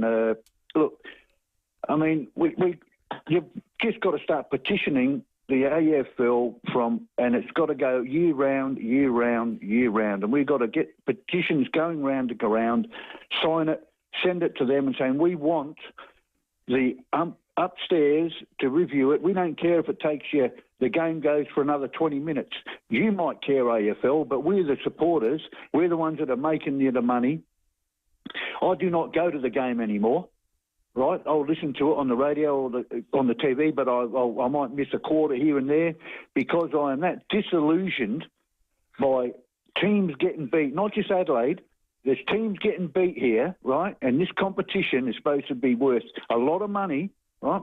Well, they're getting beat by absolutely shocking decisions because these umpires, I mean, they've got that many on the ground now. It's an absolute joke. It really is. I mean, it's laughable. People are just turning around and going, oh, well, looks like we're beat again today, you know? And it's not because of the way they're playing, it's because of the umpires. And I'd like to know, too, actually, one of the supporters actually turned around and said to me just the other day after the game in the shops, she couldn't believe why the coach, Matty Nix, right, hasn't told that big ruckman in the centre, listen, if you can't bend down and pick that ball up, mate, and get it picked up, kick the ball off the ground. I mean, when are we going to start going back? And the team should be actually watching every one of Modra's games, right? Because there was that many chances again on the weekend that they could be kicking that ball off the ground to players. I mean, it's a whole round game, boys. I mean, you know. Yeah, thanks, Ken. Sorry about that. We're hard up against the 5:30 news, soccering off the ground. I saw Riley O'Brien do at least 3 of them. Yeah. And one of them laced out a forward. Who was the little fella, Taylor, marked it in his chest? Yeah, it's one of those ones. You got to be careful now with that. Kicking in danger. Yeah, with all that stuff. But Mods was good below his knees with the soccer. It's an interesting one, just quickly with the umpire. Thanks, Ken. Is it too far a stretch? Because this is what annoys me, and it used to annoy me as a coach, is the out-of-play umpire making decisions that it's 40 metres away, where now we've got 4 umpires. Is it too much to say that they're just the adjudicating umpire in that portion? If he doesn't see a free kick, let it go. Keep your nose out of it. Yeah, correct. I made that rule 3 years ago and tried to sell it to the umpires. The out-of-zone umpire should never blow his whistle. I want to know the stats of when the out-of-zone umpire blows his whistle, how many times he's right. All right. And I reckon it'd be 0.0. Oh, you'd actually be surprised. You'd actually be surprised because they're sort of taking it, they're not bouncing the ball, they haven't got all the action around them. I actually think it'd be the other way. But what I get annoyed with is, like, he's blowing a whistle that's 40 metres away. So, anyway. All right, well, before we get to the 5:30 headlines, Timmy, we need to award a winner for our Port Adelaide locker room. Another good caller, Alex. Thank you very much on Port Adelaide's improvement. I think he was from Seaton. Congratulations. Well Got a double done, pass Alex. to the Port North Melbourne game this Saturday. Well done, Alex. Of course, for Anzac round, it'll be a cracker. In there at 3:45, it'll be an absolute beauty. Awesome work, and thank you, Campo, for coming in again, all thanks to Unique Homestyle Foods. They've been proudly baking for hundreds of South Aussie businesses, large and small, for 35 years. They are hustlers in the baking industry. Go find them at uniquehomestylefoods.com.au. Crows fans, stick tight after the 5:30 headlines. Max Michaelani. Rowey and Timmy G on the 5AA Sports Show.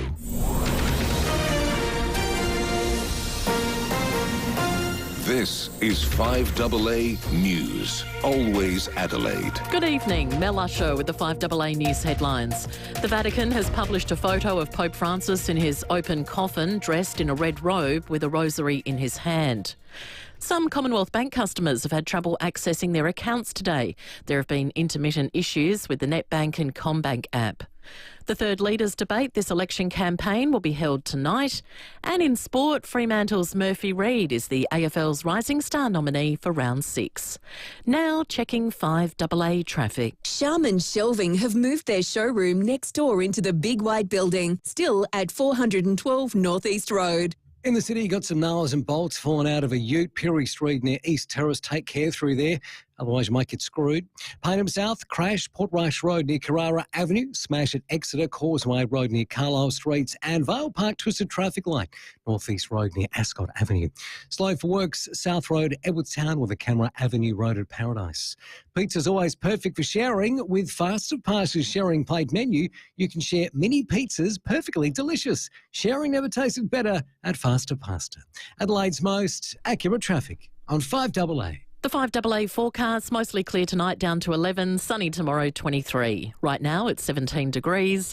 We'll have more news at 6 on 5AA, always Adelaide. Catch the 5AA Fishing Show, presented by Ned McHenry, Tuesday nights from 6:30. See the full Yamaha Marine range at South Coast Marine, Yamaha Pitmans, Coast Road Motors and Christie's Beach Marine. Is your solar system keeping up with your rising power bills? Then upgrade your solar system now with Manic Solar. We can replace your old system with super high efficiency panels and the latest solar inverter technology. Speak to us about battery solutions and eliminate your power bills today. Don't wait. Book a free in-home inspection by calling 1300 Manix or go online anytime at manix.com.au. Solar power from the SA name you know and trust.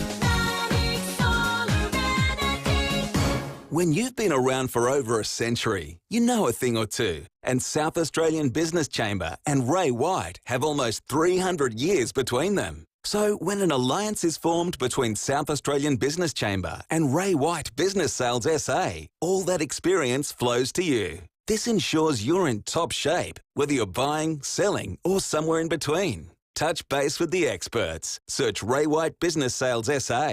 Proudly partnered with South Australian Business Chamber. The money for Peter Dutton's $600 billion nuclear plan has to come from somewhere. So, 20 years to build, to make up under 4% of the grid, and the CSIRO says it will drive up power bills. And he'll have to drive up the cost of everything else to pay for it.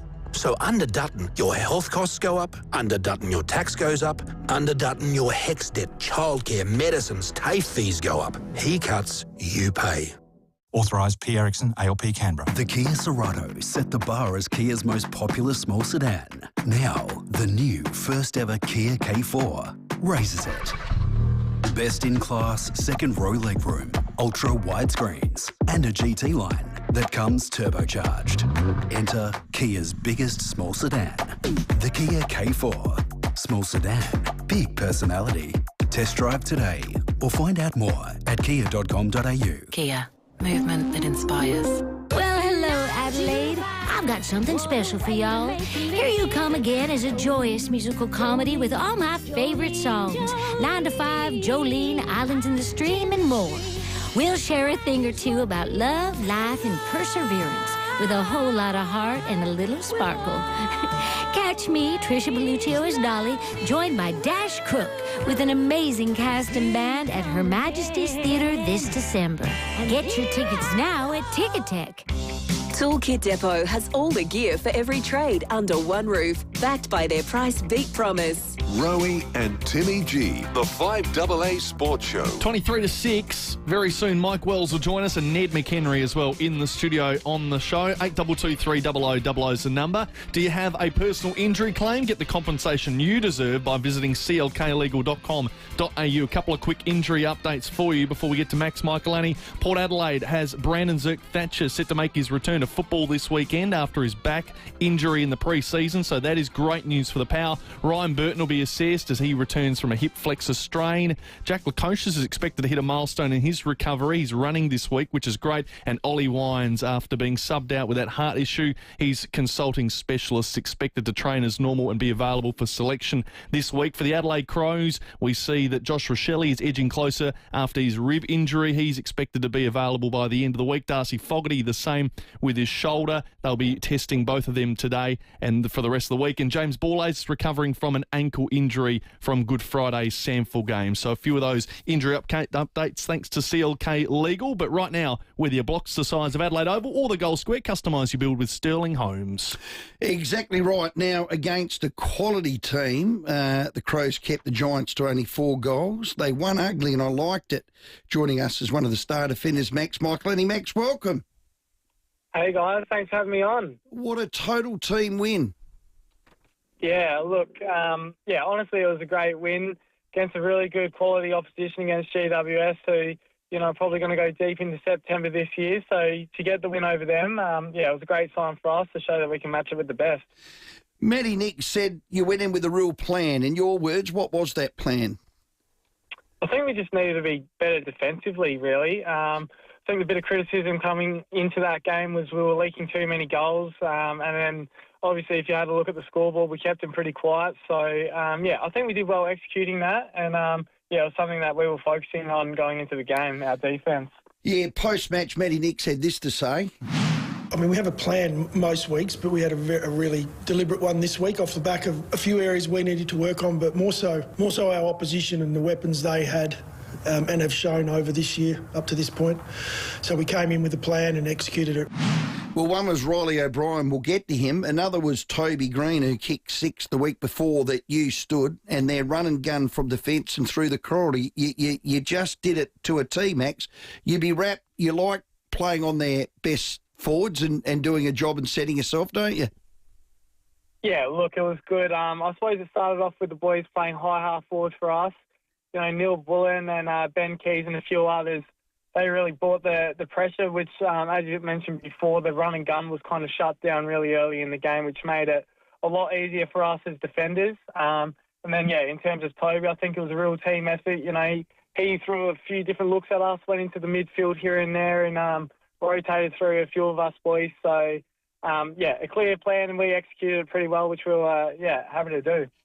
Max, congratulations on your game. You have taken a few scalps in your time, and right from the word go when you got your first game. But what's Toby Green like as an opponent, and how did you go about quelling him? Yeah, look, he's obviously a star. You know, he's an all-Australian captain. He's got lots of tricks, I suppose, up his sleeve, and it's probably my third or fourth time playing on him. So I've got a bit of experience on him now, and I've learned a few lessons. So, I just tried to use past experiences as best as I could to prepare me for the game, and I think it was a good battle nonetheless.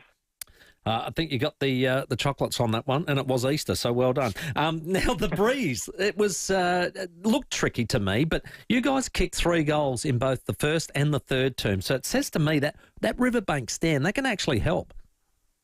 Yeah, look, I think especially on the weekend, it was pretty hard to pick up the wind conditions. We all felt like it was really swirly out there. In some areas of the ground, it would be blowing one way, and then you move 5 metres to the left or right and it blow a completely different direction. So, I think we played our best footy going towards the riverbank stand, and there was probably a bit of a breeze going towards that direction. But, it was great to capitalise on moments where we could. Your first goal of your AFL career, here's how we called it on 5AA. Fogarty, long searching handball. This will be a beautiful goal for you. Kick it, Michael Adelaide!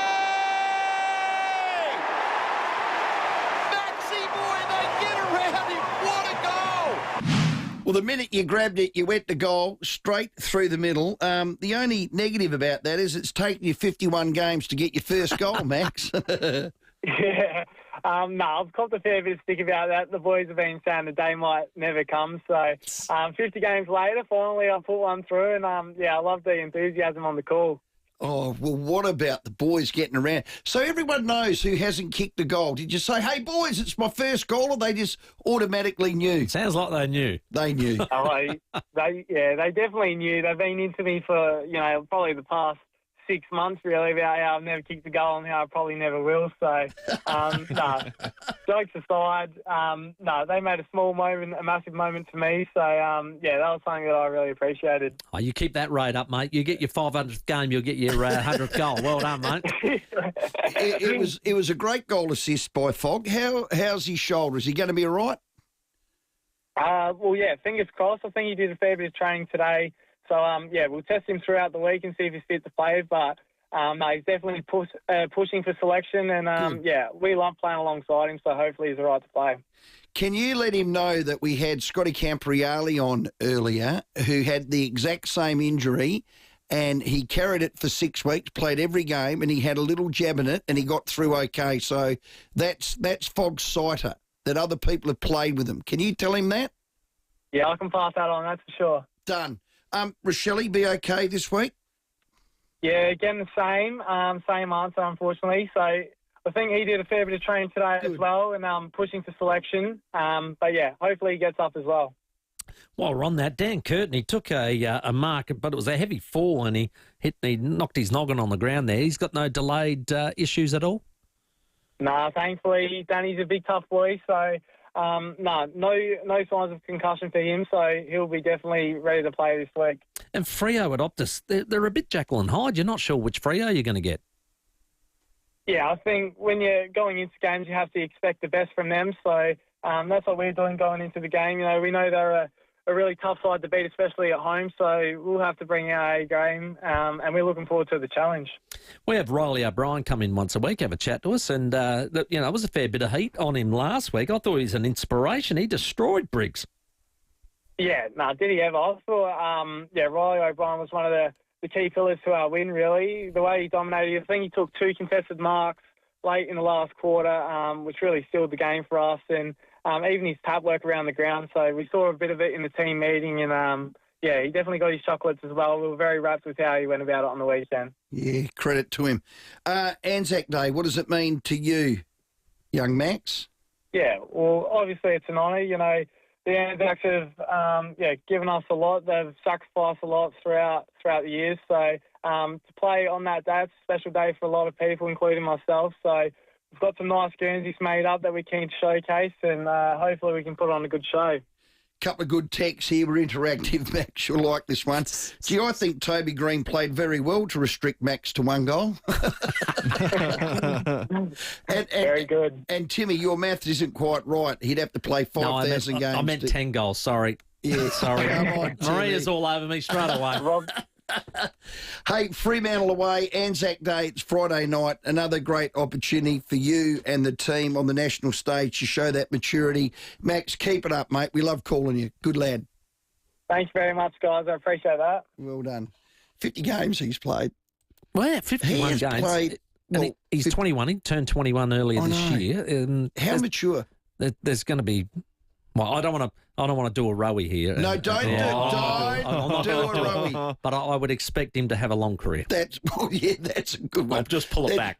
Pull it back. I was nearly going to ask Max, because I want to get people of his ilk to give me the opinion of, because he's a bit understated. Yeah. When can I lift the lid on this team to play finals? Oh, yeah. But I didn't think it was fair to ask a young lad. No, who's, and very level-headed. And being a good Nord man from Nord Royalty, I think he would have been understated with that response. He would have, absolutely. I'm busting doing a great job. You know what? If you're a player and you see him come up alongside you, no thanks. No. You're in for a hard day. He's a human blanket. He is. Yeah. He's a quilt. He's a doona. He's a doona. Whether your block's the size of Adelaide Oval or the goal square, customise your build with Sterling Homes. We're still taking your calls before the break, 822 300 That's Tony at Bondi. You missed Campo, mate. Oh, Coach's Corner. In fairness, I do get a fairly good crack at that. So you and Rowey will have to be the geniuses in the room today. We're struggling now. Let's just see how we go, hey? No, look, Rowey, I think we will lift the lid, because I'm not going to get caught up in it, but what I've watched with Adelaide's team defence, and I think it might have been the thing they've been trying to work on, is that they kind of let teams have the one out of D50, and they'll even give you the one sort of over halfway, but then they'll sort of send you boundary, and then they've got lots of numbers from sort of 0 to 35 out, because that's where they like to have their layers of defence. And what I've noticed is those young men who are developing before our eyes, Worrell, Hinge and Miller, they are great when they can defend together. Yeah, look, I agree, Tony, and it is the sum of all the parts. I think the biggest thing I can see, and I'd love your opinion on it, is Alex Neil-Bullen has brought some IP to this group, and that IP is the way he gets up and down the ground and his running patterns and what they call the shape. And we'll get Ned McHenry in. Keys does it. Nankervis got in and did it. Shaw went out, Nankervis went in, and Cumming is the same. And those four collectively, I've just named them, the two wingmen and those two halfback flankers, not Rochelle, not those blokes. They can get to be a bit more creative about staying inside 50 and kicking goals. But those four players, their work rate up and down the ground, the pressure they put on, and they are powerful runners. I didn't realise Alex Neil-Bullen was as powerful a runner as he is. Incredibly fit. He is incredibly fit. And I reckon he'd go toe-to-toe with Keesey. And I don't think I've seen anyone get up and down the ground like him. I was going to say. So you're outnumbering the opposition between the two arcs. That is a massive weapon. And really, that's how Richmond won flags. Yeah. That's how Geelong do it with those smalls. I don't think ball in hand they're as skillful as the Geelong smalls, but God, they've been great to that team. And that's the biggest difference for me from last year's team to this year's team. The wings and those half forwards, the way they get up and down the ground, they have been superb. John's on the text saying, are there any welders out there who are listeners of the show who can weld this lid shut and then unweld it later in the season just to make sure you don't lift it too early? Later on, get the oxyacetylene and cut it open. Well, we're round 7, so think about this. You got Fremantle to Carlton to the showdown. Boy, oh boy, that lid is lucky to be... The strong Minutes Tupperware. away from coming off. Strong Tupperware. Timmy. Hey, some significant off-season moves in the NBL today, and our 36ers were central to that. Kendrick Davis has left. He's going to the Sydney Kings, and Sunday Detch has left to rejoin the Perth Wildcats. We're going to take that up with the Sixers coach next, Mike Wells. First, here's your roads. Hey, Payneham South, a crash. Port Rice Road near Carrara Avenue. Exeter, Smash and Causeway Road near Carlisle Street. Vale Park, twisted traffic light on North East Road near Ascot Avenue. And slow for works at Glenunga at the moment. Port Rice Road near Hay Road. Cameras, McGill Road, McGill and Murray Road at Williston. The federal election is on Saturday the 3rd of May. If you're unable to make it to a polling place on election day, you may be eligible to vote early. Learn more at aec.gov.au/early. Authorised by the Electoral Commission of Canberra. Adelaide's most accurate traffic on 5AA. Rowey and Timmy G on the 5AA Sports Show. Dave, for this election, as always, 5AA will be your home for news and information as it happens. But look, as hard-hitting as it gets, we'll also be your home for the sausage sizzle. That's right, Will. I've been in the kitchen creating our very own democracy sausage, coming to a barbecue near you on election day. If you're running a barbecue at a polling booth and would like some free David and Will democracy sausages, register now at 5AA.com.au. It's all thanks to Najobi. From their award-winning farm to your table, Najobi delivers premium fresh beef and lamb ethically, locally, effortlessly. Najobi.com.au. Get saving now with City Discount Tyres. We're offering great deals on the world's top brands in tyres, wheels, suspension and parts. Suitable for four-wheel drives, SUVs and passenger cars, including Falcon, Michelin, Pirelli, Kumho, Hankook and many more. Finance options available. Search citydiscounttires.com.au and locate your nearest dealer today. City Discount Tyres. We're driven by value. Woke destroys Australia. It gets us ready for takeover from China. Disunity equals destruction. Unite Australia before it's too late. Vote 1, Trumpet of Patriots. Authorised by Sue Ellen Wrightson for the Trumpet of Patriots Gold Coast. G'day, it's Ben from BJ Energy. I'm in the solar and battery industry. Obviously, a lot of the bulk sale companies will preference the cheapest materials they can get their hands on. The materials we use have been around for a long time. They're very reputable companies. They all have offices in Australia, so you know you have that extra level of support. At BJ Energy, we don't have a room full of slick salespeople. We're a small, passionate South Australian team, and we're all about delivering the best outcome for you. So get in touch with us at bjenergy.com.au. Oh, here's one. Hey, you leaving, mate? Yeah, one sec, buddy. Okay, no worries. Oh, come on. Hurry up. Hurry up. Hurry up.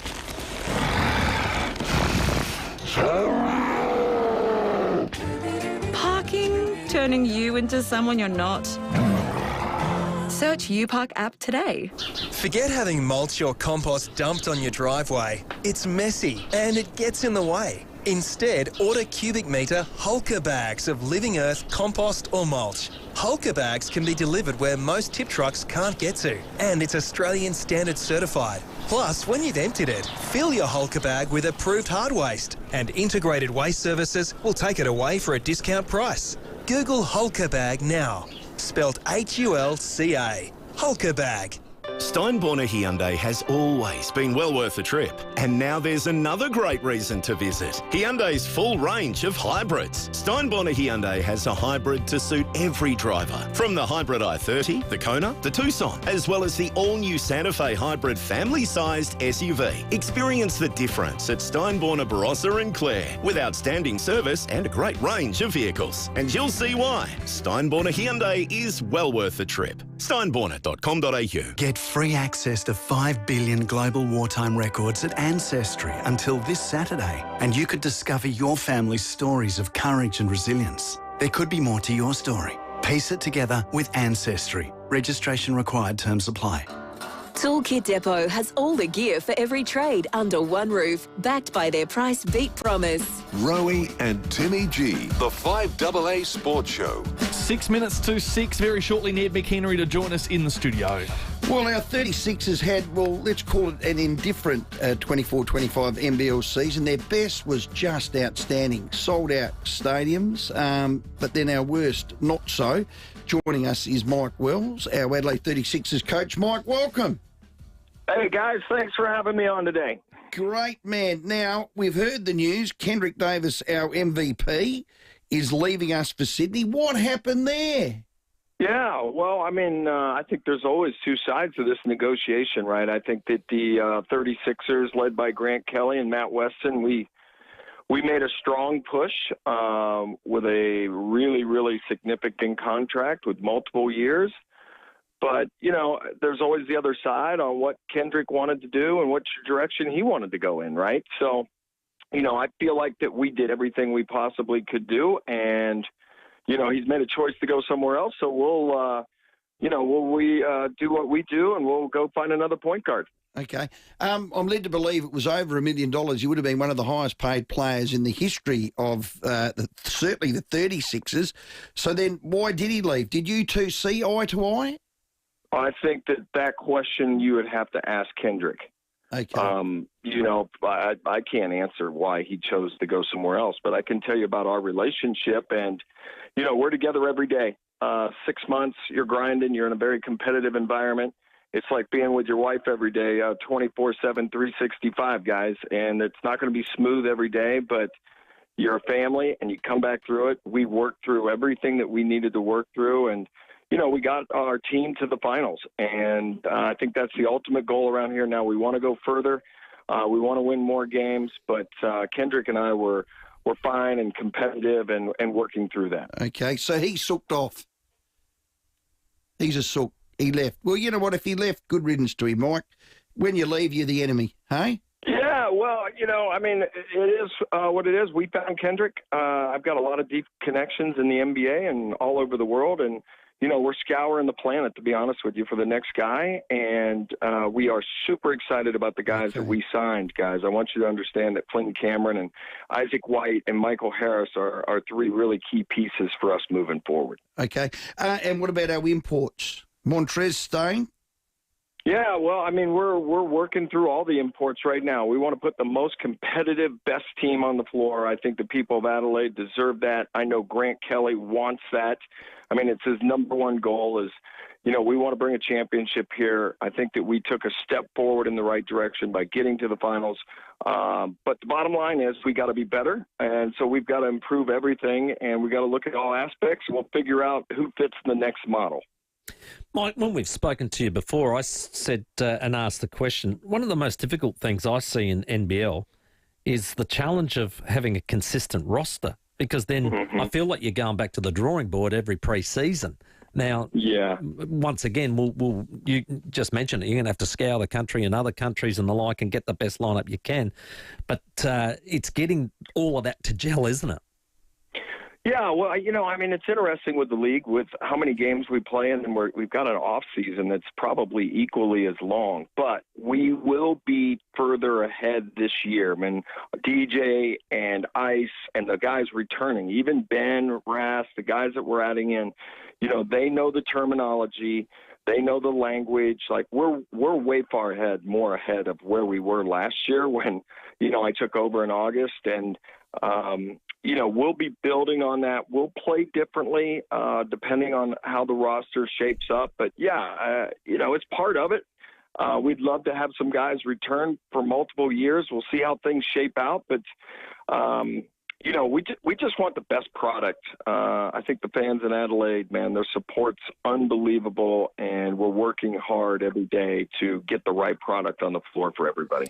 How long do you give the imports like Jarrell and Montrez? How long do you give them? Because you have to get a decision, don't you? Because you need to move on others if they're not to come. Yeah, I think it goes different ways. You know, I mean, you really want to get a commitment for certain people, and you kind of need to know. And but you want to get the right piece. And then, you know, from our side of the organization, you know, we want to get the players we're going at that are our A choice. But, you know, the player might have another option that they're exploring or a different league, right? I mean, it's got to be the right fit. You know, we can't go out after guys that are in the NBA or maybe even the Euro League. but there's a specific type of player that can come here to Australia, be super successful. It's still a pathway to the NBA, or revitalizing your way to the NBA. And this is just an absolutely fantastic league that's so competitive that we can offer a lot of very, very attractive things. And, we'll find the right people that want to be here. Beautiful. Michael Harris and Isaac White, they're shooters, aren't they? They're good from the outside. Yeah, well, they're local boys, number one. Number two is they have skill sets. One of the things that I thought that from our team, we only had one primary ball handler in Kendrick last year. And, we need multiple ball handlers. We need guys that can play on ball, off ball, and we need more shooting. And those guys all fill all those gaps. And we'll go and we'll get an import one, and we've got more ball handling. We got more shooting. We'll spread that floor, and we want to play faster next year. Well, let's hope this next roster's a championship one, Mike. Well done for getting us into the finals. Next step now. Have a great off-season, and thanks for your time. Hey, guys, I really appreciate it, and just know that we're working hard every day to win a championship. Beautiful. Well done. Mike Wills there, Adelaide 36ers coach. Good luck. Outstanding work. It is 6 o'clock. Time for the news. Next, Ned McHenry to join us live. The 5AA Sports Show with Rowey and Timmy G. The latest local, national and international news for South Australia. This is 5AA News. Always Adelaide. Down to 11 tonight, sunny tomorrow 23. With the 6 o'clock news, I'm Mel Usher. Macca's delicious new Brekkie McWrap is even more reason for a pre-work Macca's run. Available for a limited time. The Vatican has published photos of Pope Francis in his open coffin, dressed in a red robe with a rosary in his hand. The Congregation of Cardinals will determine when the pontiff's body can be moved into St. Peter's Basilica for public viewing. That could happen as soon as tomorrow morning.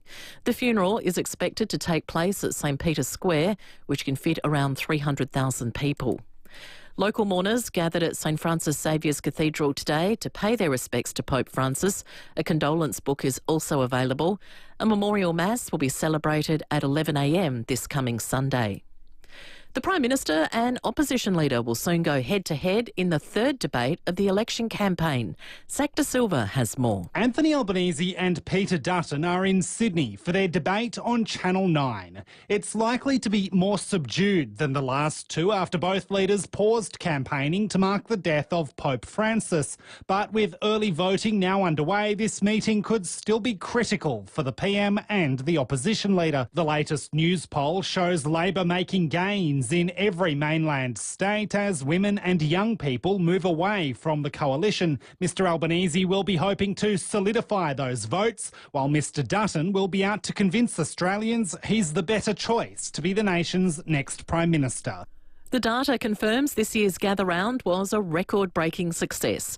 A total of 269,506 fans attended the 9 AFL matches across the state, with visitor numbers up 17% on last year. The Friday was the strongest night ever for hotel occupancy and revenue, with more than 10,600 rooms occupied, generating $4.8 million. Adelaide Airport had its busiest week on record. Acting Tourism Minister Andrea Michaels says the Barossa also benefited. We had 45 businesses that were part of the hop-on, hop-off bus that had incredible numbers going through because of the visitors through the Barossa. We had 90,000 people at the Norwood Food and Wine Festival, and again, the small businesses that participated in that were the beneficiaries of the major events boost. Some Australians are paying up to $6,000 a year more than they should for health insurance, but the private healthcare industry says there's a good explanation. PHA's Dr Rachel David says some people are making a strategic decision. Often they're people that already have health insurance that are sitting on lower tiers, and because the waiting period isn't very long to move up to gold hospital cover, or in the case of mental health there is no waiting period, it makes sense to hold it for a short period of time and then go and claim some pretty expensive stuff. Now turning to 5AA Sport. Terrain Tamer Parabolic Leaf Springs for a comfortable ride in your four-wheel drive. TerrainTamer.com. The Crows' Josh Rochelle and Darcy Fogarty face fitness tests ahead of Friday night's Anzac Day clash against the Dockers. Max Michaelani has told Rowey and Timmy G it was a sweet victory against the Giants on Saturday. Honestly, it was a great win against a really good quality opposition against GWS. Probably going to go deep into September this year to get the win over them. It was a great sign for us to show that we can match it with the best. Fremantle's Murphy Reid is the AFL's Rising Star nominee for round 6. The 18-year-old midfielder says his game is evolving every week, but he's starting to feel more comfortable at the senior level. At the start, still sort of adjusting to, the roles and the names of the roles and where to run and stuff like that. And, as the weeks have gone on, I've really come to it and, I feel really confident and comfortable now, and I'm not really overthinking it all and just sort of playing my own footy. To basketball, and Adelaide star import Kendrick Davis is heading to Sydney, signing a one-year deal with the Kings after a standout season with the 36ers. And the world's most decorated gymnast, Simone Biles, has been named the Sportswoman of the Year at the Laureus Awards ceremony in Madrid. Now checking 5AA traffic. Charmin Shelving have moved their showroom next door into the big white building, still at 412 North East Road. Hannum south of Crash, Port Rice Road near Carrara Avenue, Exeter, Smash and Causeway Road near Carlisle Streets. Vale Park, twisted traffic light on North East Road near Ascot Avenue, and slow works at Penfield, Wommer Road near Heaslip Road. Curra 2 tonight, Church Terrace at Walkerville. Stop speeding or South Australia Police will stop you. With more speed guns and more road safety cameras, think road safety. A message from the Government of South Australia. Adelaide's most accurate traffic on 5AA. Now the 5AA weather. Get the Toyota Forklift Advantage. Visit toyotamaterialhandling.com.au. Down to 11 tonight, sunny for your Wednesday, 23. Thursday, partly cloudy, 26. Friday, a possible shower, 24. Right now, it's 16 degrees. Now let's hear what's happening on 9 News tonight. Thank you. I'm Kate Collins. Tonight's headlines. Catholics are mourning Pope Francis. The Vatican confirmed the 88-year-old died of a stroke and heart failure at his home on Easter Monday. And the man accused of the shooting murder of police officer Jason Doig found mentally incompetent by a court. And don't worry, you haven't missed the news. You can start over on 9 now as soon as you're home. Welcome to the circus. Arcade, bowling, crazy shakes and prizes. All in a day's play at Archie Brothers Cirque Electric. Good times guaranteed. Search Archie Brothers deals for great school holiday offers. The Snooze Autumn Sale is on now. Save up to 40% off selected bed frames. Plus, take an extra 10% off selected bed frames on already reduced prices. Hurry, sale ends Sunday. Exclusions, T's and C's apply. What a little snooze can do. Hi, Brett Ebert here for Mawson Lakes Mazda. We've been doing deals on a huge range of 2024 plate Mazdas. And we've just received truckloads more of them, all priced to clear. These drive-away deals on new Mazdas include free 12 months rego, free stamp duty, and accessory packs worth $500. Yep, absolutely free. All exclusive to Mawson Lakes Mazda. No gimmicks, just great deals. Mawson Lakes Mazda, Salisbury Highway, T's and C's apply.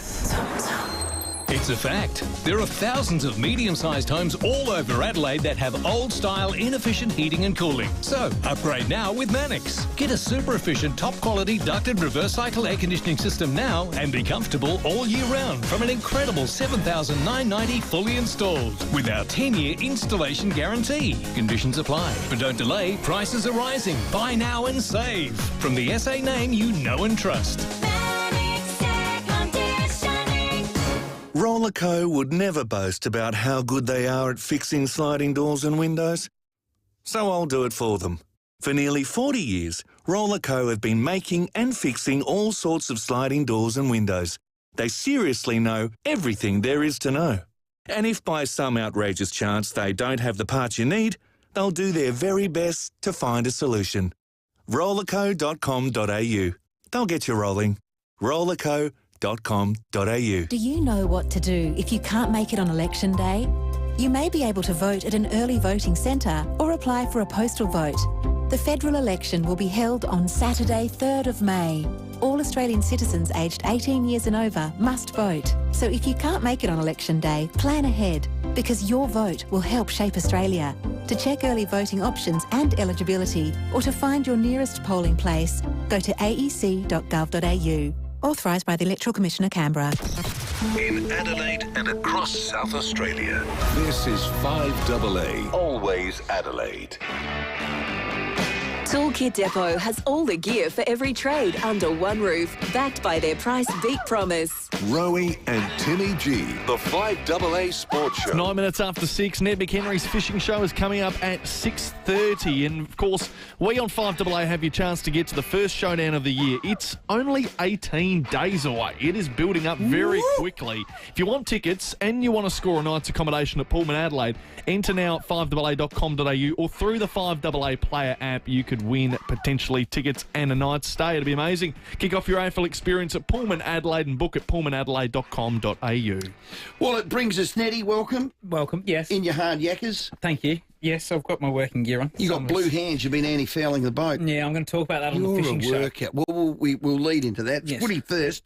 Muzz is back and Riley O'Brien had his best game for the year. Riley O'Brien That's was good. why we won. We love 5AA people. He's a 5AA person, isn't he? He is. Now, he played really well. I think he felt probably felt the heat a little bit last week because everyone seemed to come for him and they seem to do in this town for some reason, which I don't feel is valid or justified at times. Well, I generally lead the charge with that. Well, yeah, you shouldn't. What do you call him? Symbols. He don't care. No, he was superb. I tell you what, you are superb. Well, you say that now, and you're jumping back on the ship, but you're the one driving the wrong ship, mate, and you need to actually think about that. Nettie, I can jump on and jump off whenever the hell I like. I can lift the lid, I can put it back on. Well, I want to remove your pilot boat that's just taking you in between ships because you are driving Did you understand that? against him. I did. Yeah. It's unfair. It's not justified, Stephen. You're too hard on him. He's actually a massive. He's a massive barometer of the club. He's performing well. He is. Are they called tenors?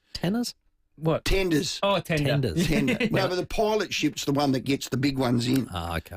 So then he jumps off his pilot boat, climbs up and sits in the helm and actually steers it in. And he's just made an analogy that, you know. Not bad. Yeah. I like it. Thanks, guys. Best win for the Crows since I can remember, since probably the 2017 prelim final win against Geelong. You think? I reckon it was that good a win. Really? Again, I do. that's an outrageous. That's a strong call. When you isn't it? haven't really defend it. studied any of the games. Yeah. Yes, I have. I've probably called every game since then. You would have. Well, bar a couple where I've got a sore throat. Come on, there would have been a couple of close wins. Name that were one. good. You name one. You played in a couple. So this is a team that's just lost their last two. Excluding showdowns? They're playing against a team. Excluding showdowns, are you or not? No, they're all included. Well, what about the Dawson one that bends back at the end of the game? Yeah, I think there's been games that are more significant to the footy club. Even you think about Matty Nix's tenure when he started, he was 0-15 or 0-14, and they won that game at Hawthorn, which gave the club some life. And I think you're over exaggerating a little bit. No, I'm not. Let me paint a picture. This is a team that we all think are going to be in the top 8 in GWS. They kept one of the best scoring teams that can run and gun to 4 goals for the game.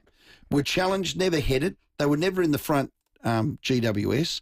And the Crows went in with a plan that Matty Nix outlined, and we had Max Michelini backing it up with certain positional things and the half forwards up and the way they've done it. Alex Nilbully would have spoken about that, Nankervis, him, whatever. And for where they're going, for the disappointment of last year, finishing 15th, a deplorable season, and that Richmond game, I'll still come off the top turnbuckle when they did it, and I'll do it again. They've made a lot of change. They've got some growth, and that was a game that says to me, yep, we can go back to that and say, look, hey, remember that GWS game? We can play against the best teams and put our best and come up like we did.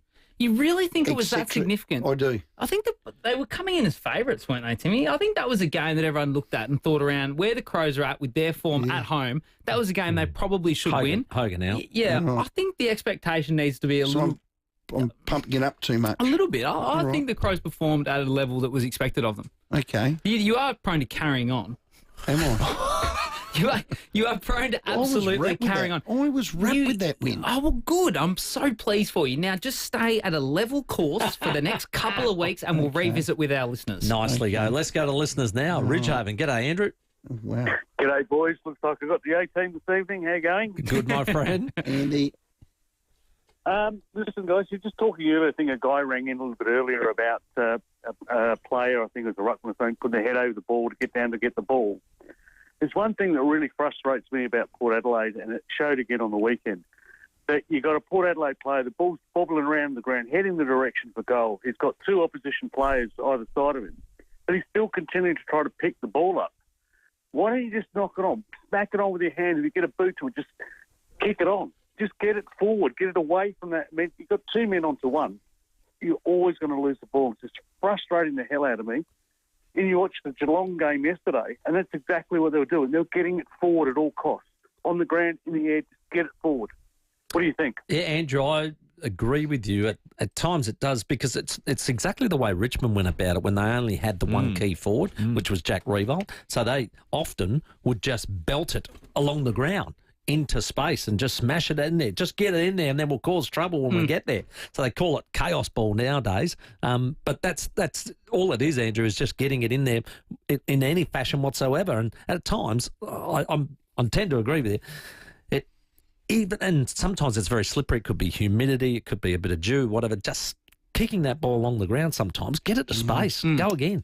The coaches' votes have come in. Crows, Jordan Dawson got 8, Maxi Michaelini 5. The leaders are Nick Dacos on 29, Jordan Dawson on 28. I mean, he's had a remarkable start.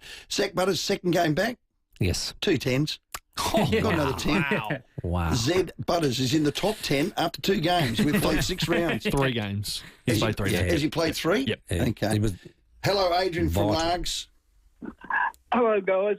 Did you notice, I thought I noticed a change in umpiring in that a free kick should have been paid, wasn't paid, it was continued on, then all of a sudden a whistle was blown because I think the other umpires had decided it was a free kick and had talked through the earpieces that, hey, you should have paid a free kick. How many holding the balls were there? Taylor Walker got spun around, not a 360 or a 720, it was 11-180. Yeah. And then handballed off. And then there were others. It was both sides. Yeah. It wasn't a good... Holding the ball, oh, my God. Holding the ball and throwing it. And the two most throwing's the other one. Things to watch it in AFL footy at the moment. Hello, Pete. Morning, Adrian. Hello, Pete at Para Hills. G'day, boys. I'm just interested in your opinion, Timmy, on the fact that Ollie Wines didn't play in the second quarter, I don't believe. Mm-hmm. And so there was a lot of extra work done by the midfielders while he wasn't there. Then in the last 2 quarters, Moraes got 2 touches in the third quarter and nothing in the last. And Cochrane only got 1 touch in both the third and fourth quarter. Now, does that put their places in the side in jeopardy for this week? Because it put a lot of work on all the other players. Yeah, I know what you're saying there, Pete. The only thing is they're both very, very young in their careers. I mean, one's played 1 game as a sub and a full game, and the other one probably only maybe 3 or 4. So, look, it's a bit early to make those sort of calls on them, Pete. I know what you're saying. You would like to see a bit more out of them, but that momentum, especially for Cochrane, who's playing probably a deeper forward, all the momentum was with Sydney in that last quarter, and perhaps young Moraes, yes, could have probably got a little bit more of it in the last quarter, but I'd stick with them this week, Pete. We're interactive, contrasting text here. Hey, Ned, have you got any spare marine fiberglass resin to seal that lid? Crowey wants to live. That's a good one. I love that text. John, I'm going to put a layer on, then I'm going to put another layer on, and then I'm going to flow coat it, and then I'm just going to sort that out as much as I can. It is going to come off. It is going to come off. It's a Crows team. It's a Crows final side in form beating another team at home. If you think that is that revolutionary that you need to put your undies on your head and carry on like a pork chop tonight, you have lost the plot. Well, okay, Sean agrees. Completely disagree with you, Ned, you buffhead. And I agree with Rowey, you legend. That was a final-style win against an absolute premiership contender. Well, they did win ugly, didn't they? Don't add the adjectives onto Sean's text. He did say all of that. I'm not sure the buffhead was there. It was a good win. No, it was a great win. It was a win they needed to have, and I think everyone expected them to do it. They did what was required. Okay. All right, we got another caller coming in. I think he's from Port Noarlunga. G'day, mate. Timmy Ginniver, Rowey, and Ned McHenry. Fitzy! Yes! How are you, mate? Yeah, good. I'm quickly just checking in to see how Ned's going out at PAC and if he wants to come down to the Cockle Divers at any stage. Yeah. Well, that means you've got to get rid of jars, don't you? Well, no, Jars will be coaching, but I just wanted to. I'll keep checking in on you, Ned, just to see how you're going throughout the year. Fitzy, I appreciate that. Now, Fitzy and I were in good dialogue post, obviously, footy career. I was going to go down there and be a bit of a cockle diver, but the brown paper bag just wasn't quite big enough. Fitzy, you undersold him, mate. He's a tight ass. He's on $2 million a year up there at Sydney. He's a tight ass. At least the he's paper honest. bag was too small. Well, Rowey, I thought the fishing down the Fleurieu Peninsula was enough for Ned, but obviously it wasn't. No. Hey, boys, the one thing I want to bring up, and I've been noticing, when you've got two young boys who love their footy as well, when you watch the AFL on the weekends now, I see the amount of blokes, and the Hawthorn-Geelong game yesterday, Sicily did it, the Wizard does it all the time, the amount of blokes that run around to have a shot at goal and completely has it got worse in the AFL? Because I'd love to know what the percentage of accuracy is of these guys that run around the mark and spray it every time. And also, Fitzy, I saw Sicily about 2 or 3 times turn it over off one step, trying to hook it around his body. And when I was coaching, I remember going berserk at my players and saying, listen, nobody is to kick around their body. There was only one bloke that can do it, and he's retired. His name was Darren Jarman. Everybody else is not allowed to do it. Well, I'm just trying to think. I mean, Buddy Franklin was the other one, and you've got Myers from Geelong as well, who does it regularly and does it properly. But, you know, when you're trying to teach these kids to kick straight these days, all of them want to kick around the corner because I just don't know why the AFL players haven't got it out of their game. Yeah, I'm with you. What do you think, Ned? You're a coach of the PAC. Great call. It was common in that MCG game as well. Danger kicked that snap late and he went to go and snap and then he kicked it to Holmes, who then snapped as well. And Holmes is a beautiful drop punt of the footy. So it is surprising. I think as an AFL player, being in that sector or that industry, is you're given so much freedom now as a player to kind of express yourself and do things your way. That old school theme of coaching that you were talking about, Timmy, where it's do this like to the T. It's just no longer our world and the footy environment. You know, if you feel like you can snap the footy, you're given the licence to give it a go. Shea Bolton did one from outside 50 where he ran around to try and kick it and he slipped over and kicked it out the full. It is interesting. I think Fitz made a great point. It's about playing within your skill set, though. What you're actually good at. Yeah. Now, if I try and do things that Darren Jarman can do, I'm going to bugger it up. I'm not Darren Jarman. Fitzy made a good point. It'd be good to see the numbers. Yeah, it would. Hey, Fitzy, how are the cockle divers going? Yeah, we're going all right. We won the first couple of games. Good. And, yeah, we're doing okay. We've got some old boys back, but we're overdue for a premiership, Rowey. It's been 1997 where a young Fitzgerald won the Jim Warren medal that day. I didn't think your dad was that young. Hey, Rowey, it was a good call. Can I get a $50 Powell's voucher? Yeah, you know what? Why not? I love this bloke. Well done, Fitzy. He's the best. He is. Love you, mate. He owns the South. Well done, Fitzy. He certainly does. After the break, we talk fishing. Nettie, talk fishing. We will. The FIVEAA Sports Show with Rowey and Timmy G. James Blunt is returning for his 2025 Australian Back to Bedlam Tour. After a sold-out national tour in 2024, James Blunt returns to AEC Arena on Tuesday the 28th of October for one incredible night. Want to be there? Keep it on 5AA for your chance to win tickets or grab yours now at destroyalllines.com. James Blunt, Back to Bedlam 2025 Australian Tour, proudly presented by 5AA, always Adelaide. Dreaming of a getaway? Now's the perfect time. With the G'day Parks app, not only do you get access to more parks in more places, but if you book on the app before the 31st of August for travel anytime this year, you'll be entered into the draw to win free fuel for a year. A whole year of free fuel. Book to win and get away on us. G'day Parks, the easy way to get away. Here's good. G'dayParks.com.au. T's and C's apply. Permit number ACT-TP25/00645. Buy a car from Edwardstown Mazda and win the ultimate Bali holiday. Flights, accommodation and activities. Plus, get up to $8,000 in savings across the entire range. Only at Edwardstown Mazda, the #1 destination for Mazda in SA. T's and C's apply. Too much immigration increases house prices, creates congestion and stress on our roads, hospitals and schools. Restore the balance. Vote 1, Trumpet of Patriots. Authorised by Sue Ellen Wrightson for the Trumpet of Patriots Gold Coast.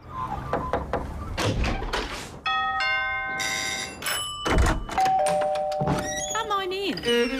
We open our doors to people we trust and care about. And for over 90 years, South Australians have been opening their doors to Rest Haven. In turn, we've been opening doors to an easier, better life at home. From personal care to help with the shopping and social outings, you'll welcome the care that Rest Haven brings.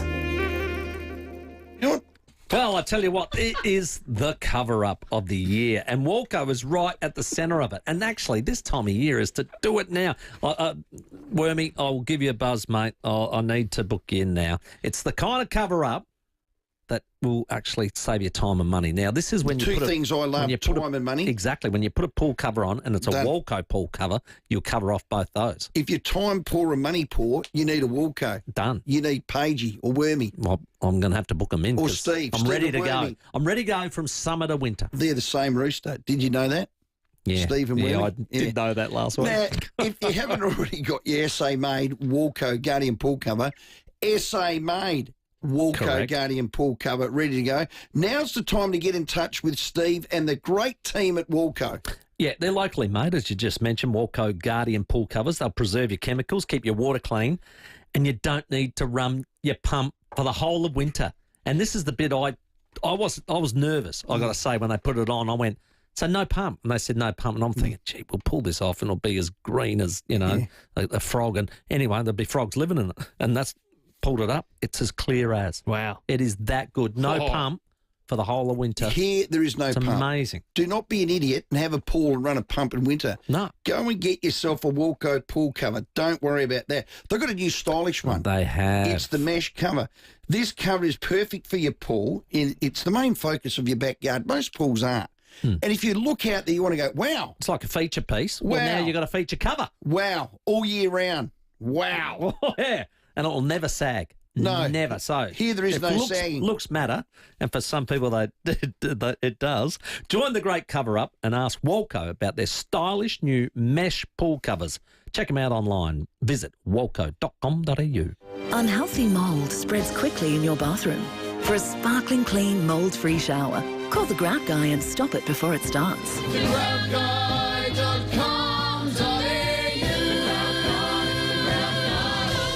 Leon Biner here.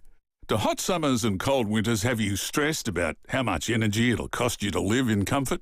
With a solar battery installed by NRG Solar, you don't have to worry. Use your own energy, day or night, for total comfort without the bill shock. Say goodbye to energy bill anxiety and hello to worry-free power all year round. Live comfortably with NRG Solar. Call 1300 858 160 today.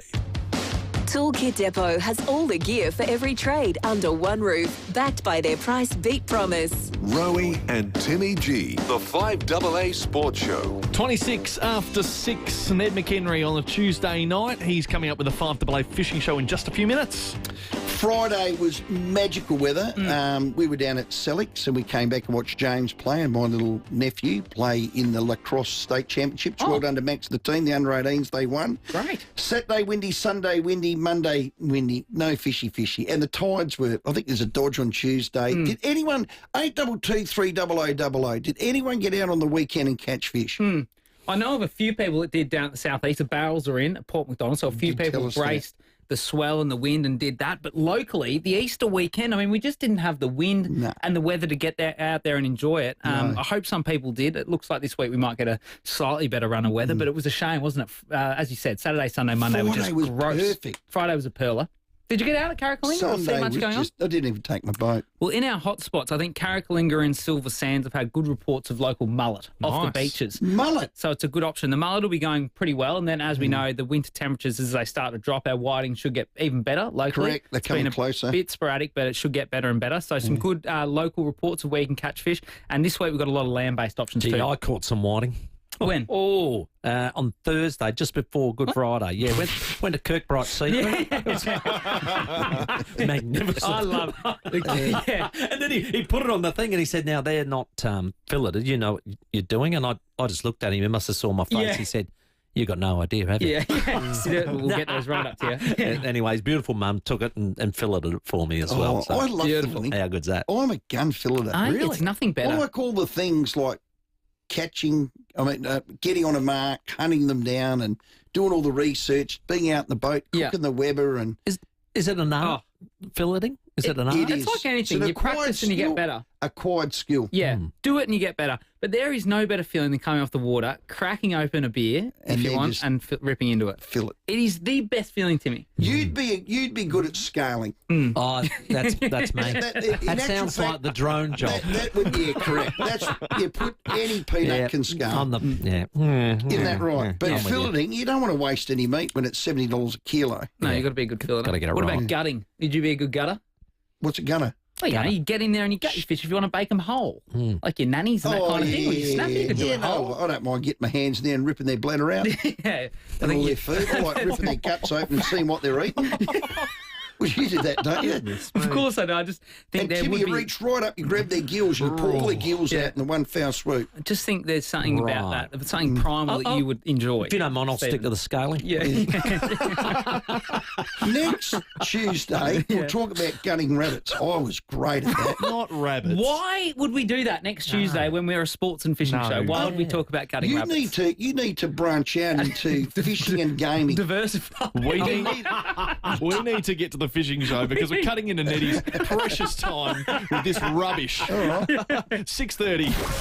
Rowey and Timmy G on the FIVEAA Sports Show.